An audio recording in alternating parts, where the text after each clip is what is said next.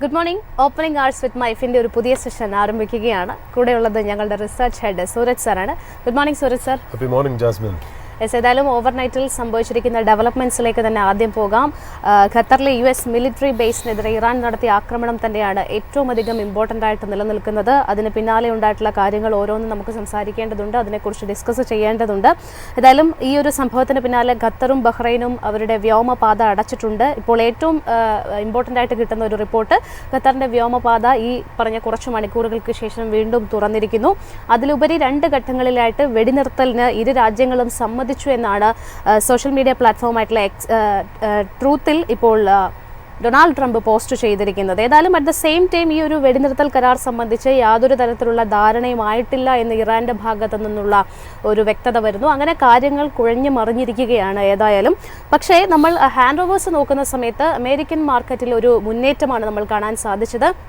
യുദ്ധം അതിൻ്റെ ഒരു അവസാന ഘട്ടത്തിലേക്ക് എത്തുന്നു എന്നുള്ളൊരു പ്രതീക്ഷ തന്നെയാണ് ഇന്നിപ്പോൾ ആഭ്യന്തര വിപണിയിലും ഒരു മുന്നേറ്റത്തിനുള്ള സാധ്യത തെളിച്ചിരിക്കുന്നത്. ഒരു ഗ്യാപ്പ് അപ്പ് ഓപ്പണിംഗ് ആണ് നമുക്ക് കിട്ടിയിരിക്കുന്നത്. സർ, ഇന്നത്തെ ഈ ഒരു സിറ്റുവേഷൻസ് ഒക്കെ നിലനിൽക്കുന്ന സാഹചര്യത്തിൽ മാർക്കറ്റിനെ സംബന്ധിച്ചിടത്തോളം ഒരു പോസിറ്റീവ് നോട്ടിലാണ് പ്രതികരിച്ചിരിക്കുന്നത്. ജാസ്മിൻ, തീർച്ചയായിട്ടും ഈ പറഞ്ഞ പോലെ എനിക്ക് തോന്നുന്നു worst is behind us, worst of the conflict is behind us എന്നുള്ളതാണ്. ട്രംപ് വീണ്ടും ഇടപെട്ടിരിക്കുന്നു, അവർ തമ്മിൽ സീസ് ഫയർ ആയെന്ന് അദ്ദേഹം പോസ്റ്റ് ചെയ്തിരിക്കുന്നു എന്നുള്ളതാണ് നമുക്ക് മനസ്സിലാവുന്ന ഒരു കാര്യം. എന്തായാലും ജാസ്മിൻ പറഞ്ഞ പോലെ US മാർക്കറ്റ് അതിനെ പോസിറ്റീവായിട്ടാണ് അതിനെ റെസ്പോണ്ട് ചെയ്തേക്കുന്നത്. ഈവൻ US ഫ്യൂച്ചേഴ്സും എനിക്ക് തോന്നുന്നു രാവിലെ ഞാനൊരു 8 മണിക്ക് നോക്കിയപ്പോഴത്തേക്കും തീർച്ചയായിട്ടും അതൊരു ഓപ്പണിംഗ് ഒരു പോസിറ്റീവ് ലെവലിലാണ് അത് കാണിക്കുന്നതെന്നുള്ള. പക്ഷേ ഇപ്പോൾ ഈ ജാസ്മിൻ പറഞ്ഞ പോലെ അതിനകത്തുള്ളൊരു കോംപ്ലക്സിറ്റി എന്താണെന്ന് വെച്ചാൽ ഇസ്രായേലിൻ്റെ ഭാഗത്തുനിന്നും ഒന്നും മിണ്ടിയിട്ടില്ല, ഇറാൻ ഒട്ടും അതിനെക്കുറിച്ച് പറഞ്ഞിട്ടുമില്ല, ട്രംപ് മാത്രമേ ലോകത്ത് പറഞ്ഞിട്ടുള്ളൂ എന്നുള്ളതാണ്. ബട്ട് ഇറാൻ എന്ത് പറയുന്നു എന്നുള്ളതിനെക്കാട്ടിലും നമുക്ക് നോക്കേണ്ടത് ഇറാൻ എന്ത് ചെയ്യുന്നു എന്നുള്ളതാണ് കേട്ടോ. കാര്യം എന്ന് വെച്ചാൽ ഇപ്പോൾ ഇന്നലെ തന്നെ ഇപ്പോൾ ഇത്രയും വലിയൊരു അറ്റാക്ക് US ഇറാനിൽ നടത്തിയല്ലോ. ഒരു 3 ന്യൂക്ലിയർ ഇൻസ്റ്റലേഷൻസിലാണ് അറ്റാക്ക് ചെയ്തതെന്നാണ് ഇന്നലെ US ഡിസ്ക്ലോസ് ചെയ്തേക്കണേ. ഒരു പരിധി വരെ അത് ഇറാൻ കൺഫേമും ചെയ്തിട്ടുണ്ട്.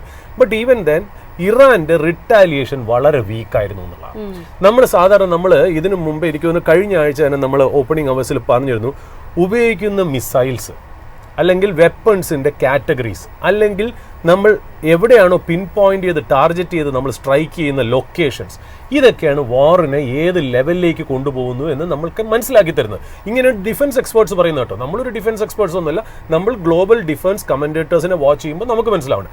അപ്പോൾ ഇതിൽ ഇന്നലത്തെ ഇറാൻ്റെ അറ്റാക്ക് എന്ന് പറഞ്ഞാൽ ഒരു നെയിം സേക്ക്, അതായത് ഒരു പേരിന് വേണ്ടിയിട്ട് ചെയ്ത പോലെയാണ് ഇറാൻ ഇന്നലെ ഇറാഖിലേക്ക് അടിച്ചത്.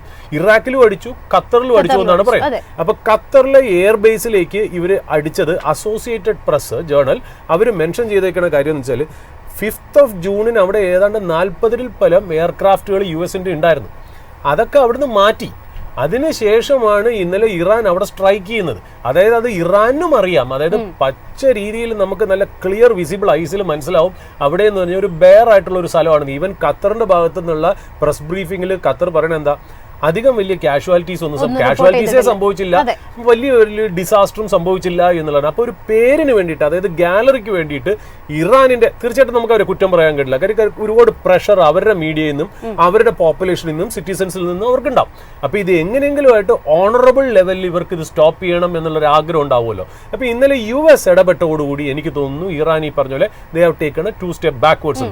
നമ്മൾ ഇന്നലെ രാവിലെ ഓപ്പണിംഗ് അവേഴ്സിലും പറഞ്ഞു, സ്ട്രെയിറ്റ് ഓഫ് ഹോർമുസ് ബ്ലോക്ക് ചെയ്യാൻ പോണു എന്നുള്ളൊരു ന്യൂസ് വരുന്നതിനെ സൈക്കോളജിക്കലി ഇറാൻ അതെന്താ പറയുക has taken A back seat എന്നുള്ളത് നമ്മളും ഇന്നലെ എക്സ്പെക്ട് ചെയ്തിരുന്നു എന്നുള്ള കാര്യം. സ്ട്രെയിറ്റ് ഓഫ് ഹോർമുസ് ബ്ലോക്ക് ചെയ്യുക എന്ന് പറഞ്ഞാൽ I think nobody will stand along with dum. അതായത് ഇപ്പോൾ ചൈന നിൽക്കില്ല, ഈ പറഞ്ഞ പോലെ റഷ്യ നിൽക്കില്ല, കൂടെയുള്ള അറബ് രാജ്യങ്ങൾ നിൽക്കില്ല. അപ്പോൾ ഇതേപോലെ അവർക്ക് എന്താ പറയുക മെനൂവറിങ്ങിനുള്ള ആ ചാൻസസ് തീർന്നു എന്ന് ഇന്നലെ തന്നെ എനിക്ക് ചെറുതായിട്ട് തോന്നിയിരുന്നു. ഞാനിത് മെൻഷനും ചെയ്തു, സ്ട്രെയിറ്റ് ഓഫ് ഹോർമുസ് അവർ അടയ്ക്കുന്നു. കാര്യം ഇതുവരെ അവർ എത്രയോ നാൾ റെട്ടറിക്കൊക്കെ അവർ ചെയ്തിട്ടും പല സമയങ്ങളിൽ അവർ പറഞ്ഞു ഞങ്ങൾ ബ്ലോക്ക് ചെയ്യുന്നു. ഇപ്പോൾ മാത്രമല്ല കേട്ടോ, പല കൊല്ലങ്ങളായിട്ട് അവർ പറഞ്ഞിട്ടുണ്ടെങ്കിലും എപ്പോഴൊക്കെ US സാങ്ഷൻസ് ഇമ്പോസ് ചെയ്യണോ അപ്പോഴൊക്കെ ഇറാൻ പറഞ്ഞിട്ടുണ്ട് ഞങ്ങൾ ഇത് ബ്ലോക്ക് ചെയ്യാൻ ചാൻസ് ഉണ്ട്, അവിടെ ചോക്ക് ചെയ്യും ഞങ്ങൾ എന്നൊക്കെ പറഞ്ഞിട്ട് ഇതുവരെ അവർ ചെയ്തിട്ടില്ല. അവരത് ചെയ്യുന്നത് അവരുടെ ലാസ്റ്റ് റിസോർട്ടാണ്. കാര്യം അത് ചെയ്തു കഴിഞ്ഞാൽ ഒന്നില്ലെങ്കിൽ എല്ലാവരും കൂടെ ചേർന്ന് ഇറാനെ എഗെയിൻസ്റ്റ് ആവും, അല്ലെങ്കിൽ ഇറാനെ നെഗോഷിയേറ്റിംഗ് ടേബിളിലേക്ക് കൊണ്ടുവരും. ഇറാൻ എന്ന് പറയുന്ന രാജ്യത്തിന് ആരുടെയും സഹായമില്ലാതെ ലോകത്ത് എക്സിസ്റ്റ് ചെയ്യാൻ പറ്റില്ലല്ലോ. അപ്പോൾ അതുകൊണ്ട് ഇന്നലെ തന്നെ നമ്മൾ അത് എക്സ്പെക്ട് ചെയ്തിരുന്നു. ഇന്ന് അത് ട്രംപ് കൺഫേം ചെയ്തു. എന്നിട്ടും എനിക്ക് തോന്നുന്നു ഈ പറഞ്ഞ പോലെ ഇതുവരെ ഒന്നും കണ്ടൊന്നുമില്ല. കാര്യം ചിലപ്പോൾ നമുക്ക് എക്സ്പെക്ട് ചെയ്യാവുന്ന ഒരു കാര്യം എന്നറിയോ, ഇനിയും ചിലപ്പോൾ മിസൈൽസ് അങ്ങോട്ടും ഇങ്ങോട്ടും പോകും. കാര്യം ഇതിനൊരു വൈൻഡ് ഡൗൺ വേണം. അതായത് നമ്മളിപ്പോൾ ഒരു എക്സസൈസ് ചെയ്യുമ്പോൾ നമ്മൾ ഈ കൂളിംഗ് ഓഫ് എന്ന് പറയും, എക്സസൈസ് ചെയ്ത് കഴിഞ്ഞിട്ട് ഒരു കൂളിംഗ് ഓഫ് പീരീഡ് അതിനകത്ത് ഉണ്ടാവുന്നില്ല. അപ്പം മേ ബി ഒരു 12 മണിക്കൂറിന് അങ്ങോട്ടും ഇങ്ങോട്ടും ഒക്കെ കുറച്ച് റെട്ടറിക്കും മസിൽ ഫ്ലെക്സിങ്ങും ഒക്കെ കാണിക്കും. അത് കഴിഞ്ഞ് ദിസ് വിൽ ഡൈ ഡൗൺ എന്നാണ് എനിക്ക് തോന്നുന്നത്. എനിക്ക് ഒരു കാര്യം എനിക്ക് തോന്നുന്നത് വെച്ചാൽ ഇപ്പം the way the market is reacting, ഏത് മാർക്കറ്റ്, ഇക്വിറ്റി മാർക്കറ്റിനേക്കാളും the way the oil market is reacting. കാര്യം ഓയിൽ മാർക്കറ്റ് ഇൻവെസ്റ്റേഴ്സ് എന്ന് പറഞ്ഞാൽ കുറച്ചുകൂടി ഗ്ലോബലായിട്ട് തിങ്ക് ചെയ്യുന്ന ഒരു കമോഡിറ്റി അല്ലെങ്കിൽ ഒരു സൈക്ലിക്കലായിട്ടുള്ള ട്രേഡും ഷിപ്പിങ്ങും എല്ലാം കൂടി നടക്കുന്ന ഒരു വലിയൊരു മാർക്കറ്റാണ് ഈ ഓയിൽ മാർക്കറ്റ് എന്ന്. ആ ഓയിൽ മാർക്കറ്റിന്റെ മൂവ്മെന്റ് അനുസരിച്ച് എനിക്ക് തോന്നുന്നു ഇന്നലെ $80 വരെ പോയതാണ് ഒരു ബാരലിന്. ഏതാണ്ട് 15% കറക്റ്റ് ചെയ്ത് $68 ആയിരുന്നു പെർ ബാരൽ ഞാൻ നോക്കുമ്പോൾ രാവിലത്തെ റേറ്റ്. അപ്പോൾ ഓയിൽ മാർക്കറ്റിന്റെ ഒരു പെർഫോമൻസ് വെച്ചിട്ട് we are seeing a light at the end of the tunnel എന്നാണ് നമുക്ക് മനസ്സിലാവുന്നത്. അപ്പോൾ എന്താണ് മാർക്കറ്റിൽ നടക്കുന്നത്? ഇത്രയും നാൾ നടന്നത് റിസ്ക് ഓഫ് ട്രേഡാണ്. റിസ്ക് ഓഫ് ട്രേഡ് എന്ന് പറഞ്ഞാൽ നമ്മൾ പേടിച്ചിരിക്കുന്നത് നമ്മൾ എന്ത് ട്രേഡാണ് നടത്തുന്നത്. അതായത് there will be flight of capital to safer assets. Safer assets എന്ന് പറയുമ്പോൾ ഏതാ? US dollars, gold, US bonds, അതിലേക്കാണ് പൈസ പൊക്കോണ്ടിരുന്നത് എന്നുള്ളത്. അതായത് എപ്പോഴും അങ്ങനെയാണ് നടക്കുന്നത്. പക്ഷേ അതിൻ്റെ പ്രത്യേകത ഇപ്രാവശ്യം നമ്മൾ ഇതിനു മുമ്പേ 2 ആഴ്ച മുമ്പേ നമ്മൾ പറഞ്ഞിരുന്നു എന്തുകൊണ്ടോ ഇപ്രാവശ്യം US ബോണ്ട് മാർക്കറ്റ് കയറിയിട്ടില്ല. ഓയിലെന്നല്ലാതെ ഈ ഗോൾഡിനോ ബോണ്ട് മാർക്കറ്റിനോ വലിയൊരു വ്യതിചലനം ഉണ്ടായില്ല എന്നാണ് നമ്മൾ ചോദിച്ചു വയ്ക്കുകയും ചെയ്തു. അതായത് US ബോണ്ട് എന്ന് പറയുന്നത് ഒരു സേഫർ അസറ്റ് എന്നുള്ള കൺസെപ്റ്റ് അവസാനിച്ചതുകൊണ്ട് നമ്മൾ സർക്കാസ്റ്റിക് ആയിട്ട് ചോദിച്ചിരുന്നു. But even then risk off trade എന്ന് പറഞ്ഞാൽ സാധാരണ ഒരു പ്ലേ ബുക്ക് അനുസരിച്ച് ലോകത്ത് അൽഗോരിതം സെറ്റ് ചെയ്യണമെന്ന് വെച്ചാൽ ഇങ്ങനത്തേക്ക് ജിയോ പൊളിറ്റിക്കൽ ഇഷ്യൂസ് വരുമ്പോൾ എല്ലാ സ്ഥലത്തു നിന്നും ക്യാപിറ്റൽ, അതായത് ആ റിസ്ക് ക്യാപിറ്റൽ റിസ്കി ആയിട്ടുള്ള അസറ്റ്സിൽ നിന്നൊക്കെ മാറി സേഫർ അസറ്റ്സ് ആയ US ഡോളേഴ്സ്, ഗോൾഡ്, ബോണ്ട് ഈൽഡിലേക്ക് പോകും എന്നുള്ളതാണ് ട്രേഡ്. നൗ ഇപ്പൊ ഇന്ന് വെളുപ്പിനോട് സംഭവിച്ചു വെച്ചാൽ നേരെ തിരികെയാണ് കാര്യങ്ങൾ. അതായത് ഇന്ന് രാവിലെ നിങ്ങൾ പത്രങ്ങൾ എടുത്തു നോക്കുകയാണെങ്കിൽ ഇന്നത്തെ രാവിലത്തെ പത്രം വായിച്ചിട്ട് യാതൊരു കാര്യമില്ലെന്നുള്ള. ഇന്നത്തെ രാവിലത്തെ പത്രം കംപ്ലീറ്റ് ഇന്നലെ രാത്രി 12:30 1 മണിക്കുമാണ്, 5:30 ട്രംപ് ഇത് ട്വീറ്റ് ചെയ്യണമെന്നുള്ള. അപ്പൊ ഇപ്പൊ മാർക്കറ്റിലെ സംഭവം റിസ്ക് ഓൺ ട്രേഡ് ആണ്. റിസ്ക് ഓൺ ട്രേഡ് എന്ന് പറയുമ്പോൾ എന്താ? പൈസ ഡിഫെൻസീവിൽ നിന്ന് മാറി നേരെ റിസ്കിയർ ആയിട്ടുള്ള അസറ്റ്സിലേക്ക് പോകുന്നു, ഇക്വിറ്റീസിലേക്ക് പോകുന്നു, ക്രിപ്റ്റോ കറൻസിയിലേക്ക് പോകുന്നു, അങ്ങനത്തെ എന്താ പറയുക എമർജിംഗ് മാർക്കറ്റ്സിലേക്ക് പോകുന്നു. ഇങ്ങനത്തെ ഒരു ട്രേഡാണ് മാർക്കറ്റിൽ നടന്നുകൊണ്ടിരിക്കുന്നത്. ആ ഒരു ഫേസിലാണ് കയറിയത്. അതിന്റെ ട്രിഗർ ഇന്ത്യൻ മാർക്കറ്റിലും ഉണ്ടാവും എന്നുള്ള കാര്യത്തിന് യാതൊരു സംശയമില്ല. ഇന്നലെ ഓവർനൈറ്റ് ആയിട്ട് പറയുകയെന്ന് പറഞ്ഞാൽ ലാസ്റ്റ് ഒക്കെ ആയപ്പോഴാണ് ട്രംപിന്റെ ട്വീറ്റ് വരുന്നത്. അപ്പോൾ എനിക്ക് തോന്നുന്നു എന്തുകൊണ്ട് 0.96% അല്ലെങ്കിൽ 1% അടുപ്പിച്ചിട്ടാണ് S&P നാസ്ഡാക്കും അപ്സൈഡിൽ ക്ലോസ് ചെയ്തെന്നുള്ളത്. ഇന്ന് രാത്രി later tonight in US Jerome പവലിന്റെ ഒരു ടെസ്റ്റിമണി ഉണ്ട് in front of house of financial services committee. House of financial services കമ്മിറ്റിയുടെ മുന്നിൽ അദ്ദേഹത്തിന്റെ ഒരു ടെസ്റ്റിമണി ഉണ്ട്. മിക്കവാറും അദ്ദേഹത്തിനോട് ചോദിക്കാൻ ചാൻസ് ഉണ്ട് ഈ ക്വസ്റ്റ്യൻ, ട്രംപ് നിങ്ങളെ പേടിപ്പിക്കുന്നുണ്ടല്ലോ ഇൻട്രസ്റ്റ് റേറ്റ് കട്ട് ചെയ്യാൻ, എന്താണ് നിങ്ങൾക്ക് അതിനുള്ള അഭിപ്രായം എന്ന് പറയുന്നത് എന്താണെന്നുള്ളതാണ് ലോകം ഉറ്റുനോക്കുന്നത്. അദ്ദേഹത്തിന്റെ ആൻസർ എന്താണെന്നുള്ളത് നമുക്ക് ആലോചിക്കാം. ഇപ്പൊ നിഫ്റ്റിയുടെ നമ്മൾ ലെവൽ ഒന്ന് മാർക്കറ്റിൽ നോക്കുകയാണെങ്കിൽ ഒരു അപ്സൈഡ് റെസിസ്റ്റൻസ് 25,222 ആണ് കാണുന്നത്. F&O ഡേറ്റ് വെച്ച് നോക്കുമ്പോൾ ഏതാണ് 25,150 ആണ്. എനിക്ക് തോന്നുന്നു ഇന്ന് രാവിലെ തന്നെ ചിലപ്പോൾ അത് നമ്മൾ താണ്ടി കാണുന്നുണ്ട്. ഒരു ഡൗൺവേർഡ് സപ്പോർട്ട് എന്ന് പറയുന്നത് 24,824 to 24,800 അവിടെയാണ് നമുക്കുള്ള ഒരു സപ്പോർട്ട് എന്നുള്ളത്. അപ്പോൾ ഇത് ബ്രേക്ക് ചെയ്തിട്ട് മുന്നോട്ട് പോവുകയാണെങ്കിൽ മാർക്കറ്റ് ഒരു പുതിയ ലെവലിലേക്ക് ആയി എന്ന് വേണമെങ്കിൽ പറയാം. ഇന്ന് മാർക്കറ്റിൽ ഫോക്കസ് ചെയ്യണത് തീർച്ചയായിട്ടും പോസിറ്റീവ് ആയിട്ടുള്ളത്. നമ്മൾ എന്താണോ ഇന്നലെ നെഗറ്റീവ് പറഞ്ഞു അത് നമുക്ക് തിരിച്ചെടുക്കേണ്ടിയിരിക്കുന്നു. ഓയിൽ മാർക്കറ്റിംഗ് കമ്പനീസ്, അതായത് ഈ പറയുന്ന പോലെ Indian oil corporation, HPCL, BPCL എന്നൊക്കെ ബെനിഫിഷ്യലാണ്. ഇത്രയും നാൾ ഓയിൽ കയറുമ്പോൾ നെഗറ്റീവ് ആയിരുന്ന കമ്പനീസിനൊക്കെയാണ് ഇപ്പോൾ പോസിറ്റീവായിട്ട് വരുന്നത്. Paint companies, aviation companies, logistics companies, tyre companies എന്നിങ്ങനെ കമ്പനികൾക്കൊക്കെ പോസിറ്റീവായിട്ട് വരും എന്നുള്ളതാണ് ഇതിനകത്ത് ഇമ്പോർട്ടൻ്റ് ആയിട്ട് ഇന്ന് നമ്മൾ വായിക്കുമ്പോൾ മനസ്സിലാവുന്ന കാര്യം. എനിക്കൊന്ന് ബിസിനസ് സ്റ്റാൻഡേർഡ് അത് റിപ്പോർട്ട് ചെയ്തിട്ടുണ്ട്. അല്ലാണ്ട് ഈ പറഞ്ഞ പോലെ 2-3 പത്രങ്ങൾ അത് തൊട്ട് പറഞ്ഞിട്ടുണ്ട്. അതായത് ഇനിയിപ്പോൾ നമ്മൾ ഈ വാറിൻ്റെ സംസാരങ്ങളൊക്കെ നമ്മൾ ഇനി നിർത്തും. ഇനി നമ്മൾ we are going back to square one. What is square one? ഇൻഡോ-US ട്രേഡ് ഡീൽ അല്ലെങ്കിൽ US-ന്റെ ടാരിഫുകൾ. ഈ കാര്യത്തിലേക്ക് നമ്മൾ പോകുന്നുള്ളത്. നമ്മളിപ്പോൾ ഇത്രയും നാൾ മനസ്സിലാക്കിയിരുന്നത് വെച്ചാൽ ജൂലൈ 9th ആണ് നമുക്ക് പറഞ്ഞിരുന്നത് മൊറട്ടോറിയം. നമുക്ക് നല്ല മിക്ക രാജ്യങ്ങൾക്കും കൊടുത്തിരിക്കുന്ന മൊറട്ടോറിയം 90 days മൊറട്ടോറിയം അവസാനിക്കുന്നത് ജൂലൈ 9th ഓക്കെ. അപ്പോൾ ഇപ്പം മനസ്സിലാവുന്നത് ഇന്ത്യയുടെ ഭാഗത്ത് നിന്ന് ഇന്ത്യ ഇപ്പോൾ റഷ് ചെയ്യുന്നില്ല. There have been several rounds of talk കേട്ടോ. പല ടോക്കുകൾ US-ലും ഇന്ത്യയിലും ഒക്കെ ആയിട്ട് നടന്നിട്ടുണ്ടെങ്കിലും ഇന്ത്യ ഇപ്പോൾ ഒരു 2 സ്റ്റെപ്പ് ബാക്ക്വേർഡ് എടുക്കണമെന്നും ബിസിനസ് സ്റ്റാൻഡേർഡാണ് റിപ്പോർട്ട് ചെയ്തേക്കുന്നത്. കാര്യം എന്ന് വെച്ചാൽ അതായത് ഒരു സോഴ്സസ്, അതായത് അൺഡിസ്ക്ലോസ്ഡ് അല്ലെങ്കിൽ സോഴ്സസ് എന്നാണല്ലോ സാധാരണ ഈ പത്രങ്ങളിലൊക്കെ മെൻഷൻ ചെയ്യുന്നത്. പറയണമെന്ന് വെച്ചാൽ ഇന്ത്യക്ക് ചില കാര്യങ്ങൾ പ്രൊട്ടക്റ്റ് ചെയ്തേ പറ്റുള്ളൂ, അല്ലാണ്ട് ഈ US-ന്റെ പ്രഷറിൽ ഒന്ന് വീഴാനായിട്ട് നമുക്ക് പറ്റത്തില്ല. അതായത് ഒരു ഫ്ലാഷ് പോയിന്റ് ആയിട്ട് അവിടെ ഇന്ത്യയും US-ഉം തമ്മിലുള്ള ആ ട്രേഡിന്റെ ടോക്സിൽ വരുന്ന ഒരു ഫ്ലാഷ് പോയിന്റ് അല്ലെങ്കിൽ ബോർഡ് ഓഫ് കണ്ടൻഷൻസ് അല്ലെങ്കിൽ ഒരു ഇഷ്യൂ പോയിന്റ് എന്ന് പറയുന്നത് അഗ്രികൾച്ചർ ആൻഡ് ഡയറി പ്രോഡക്ട്സ് ആണ്. ഈ അഗ്രികൾച്ചർ ആൻഡ് ഡയറി പ്രോഡക്ട്സ് ഇപ്പോഴും ഇന്ത്യയിലേക്ക് അമേരിക്കൻ ഫാർമേഴ്സിന്റെ പ്രോഡക്ട്സ് വരണം എന്ന് അമേരിക്ക ഇപ്പോഴും വാശി പിടിക്കുന്നു എന്നുള്ളതാണ് മനസ്സിലാവുന്നത്. ഇത് കൂടാതെ തന്നെ GM crops genetically modified crops, അതായത് ആ ക്രോപ്സിന്റെ ഇതിലേക്ക് നമ്മൾ പുതിയതായിട്ട് ജനറ്റിക്കലി എന്തെങ്കിലും ആഡ് ചെയ്തിട്ട് ആ ക്രോപ്പിന്റെ ക്യാരക്ടർ തന്നെ മാറ്റും. അതായത് ചിലപ്പോൾ എന്താ പറയുക, ഇത്രയും ഇതിനൊരു ഓരോ ക്രോപ്പും വളരാനായിട്ടുള്ള കണ്ടീഷൻസ് ഉണ്ടല്ലോ, ആ കണ്ടീഷൻസിനെയൊക്കെ മാറ്റിമറിക്കുന്നതാണ് ഈ ജനറ്റിക്കലി മോഡിഫൈഡ് ക്രോപ്സ് എന്ന് പറയുന്നത്. അപ്പോൾ ഈ കാര്യങ്ങളിലൊക്കെ അമേരിക്കൻ ഫാർമേഴ്സിനെ, അപ്പോൾ ട്രംപ് നോക്കുന്ന അല്ലെങ്കിൽ അവരുടെ പാർട്ടി നോക്കുന്ന എന്തായിരിക്കും, പൊളിറ്റിക്കലി അവരുടെ ഫാർമേഴ്സിനെ സഹായിക്കാനായിരിക്കും.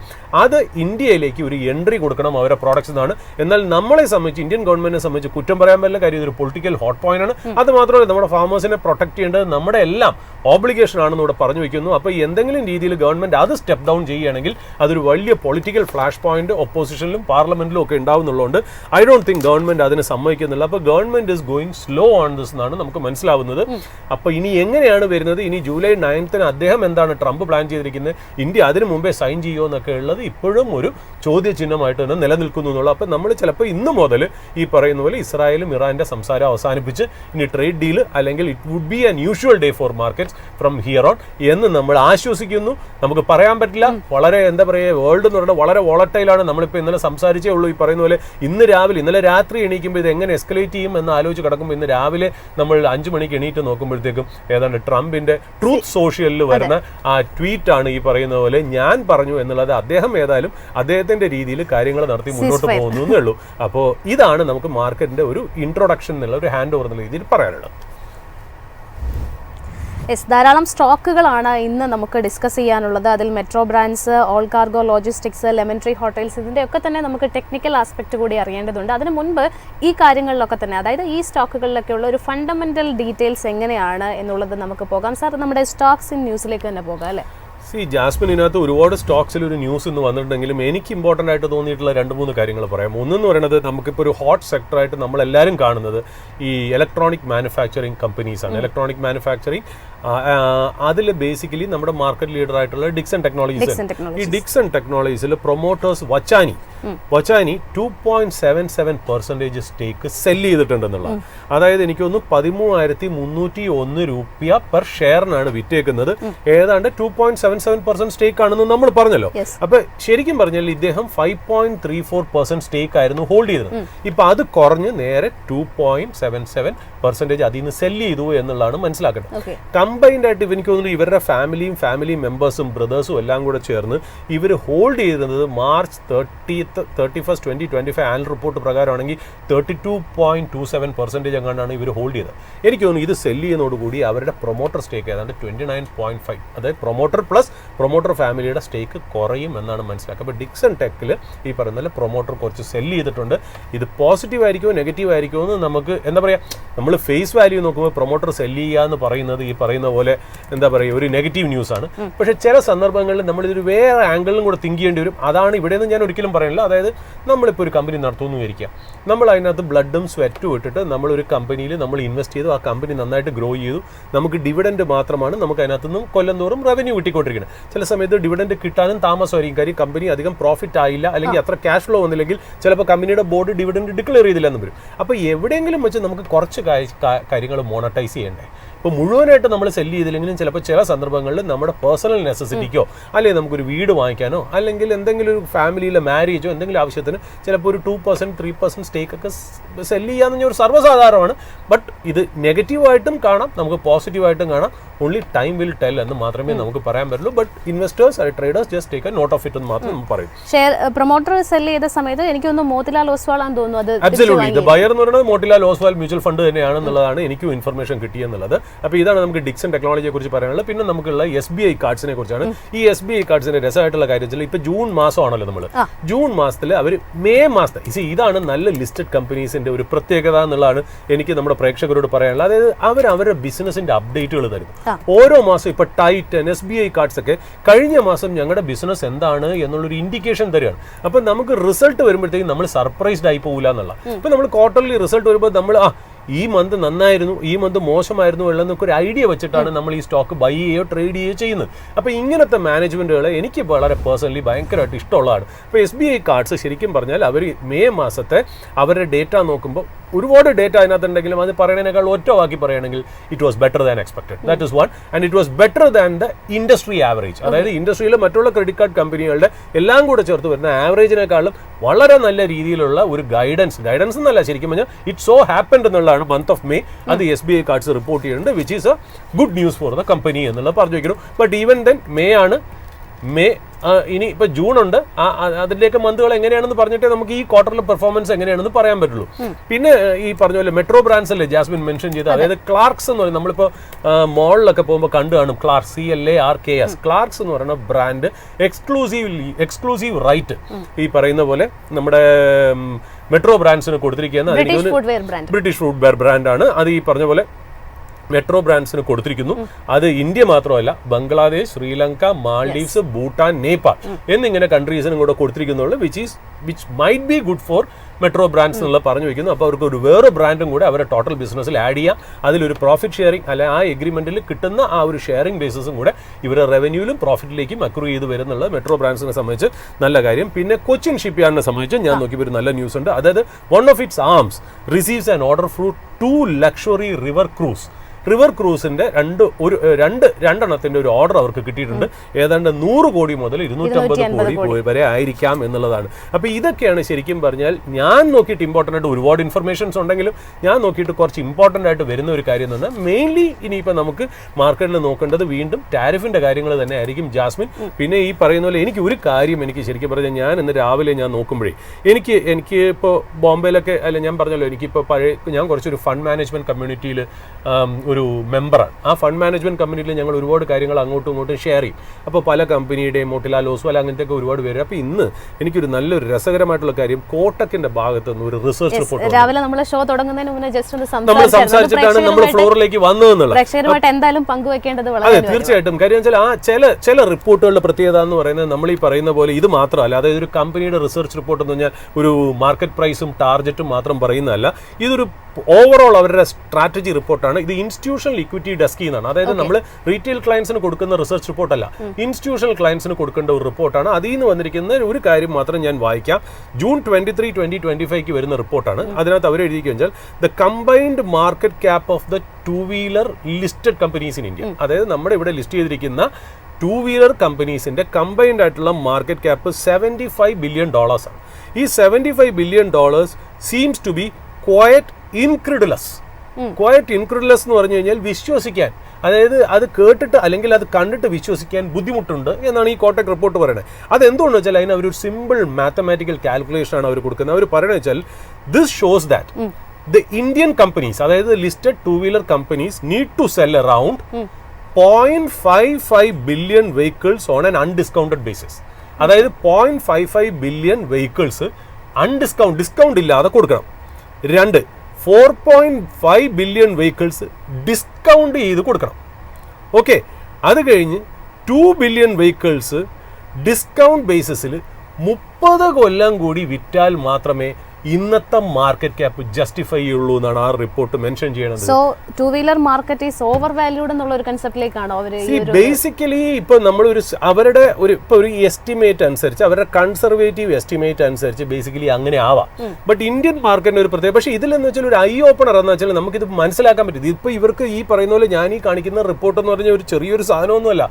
ഇതിനകത്ത് ഇവർ ഈ പറയുന്ന പോലെ അവരുടെ ഡേറ്റാസ് എന്ന് പറഞ്ഞാൽ നമ്മൾ വിചാരിക്കുമ്പോൾ ഡേറ്റ മൈനിങ് വരുമ്പോൾ കോട്ടക്കിന്റെ ഒക്കെ ഒരു ഇൻസ്റ്റിറ്റ്യൂഷണൽ ഡെസ്ക് ഡെസ്കിന്റെ റിസർച്ച് ഡിപ്പാർട്ട്മെന്റ് പറഞ്ഞാൽ നമുക്ക് ആലോചിച്ചാൽ മനസ്സിലാവുമല്ലോ. ഓരോ ലിസ്റ്റഡ് കമ്പനിയിൽ ചെന്നും ചോദിച്ച് ഈ ഫ്രഷ് ഗ്രാജുവേറ്റ്സിനെയൊക്കെ അവരെടുത്ത് ക്യൂസ് ചെയ്ത് മിനിറ്റ് ബൈ മിനിറ്റ് അല്ലെങ്കിൽ point by point decimal by decimal information ഇവർ കളക്ട് ചെയ്തിട്ട് ലാർജർ റിസർച്ച് ഡെസ്കിലേക്ക് കൊടുത്ത് അവർ കൊളക്ട് ചെയ്യുന്ന റിപ്പോർട്ടാണ് ഞാൻ ഈ വായിച്ചതെന്നുള്ളത്. അതിന്റെ ഒരു ജസ്റ്റ് ഒരു പേജിലെ 2 ലൈൻ മാത്രമേ ഞാൻ വായിച്ചുള്ളൂ.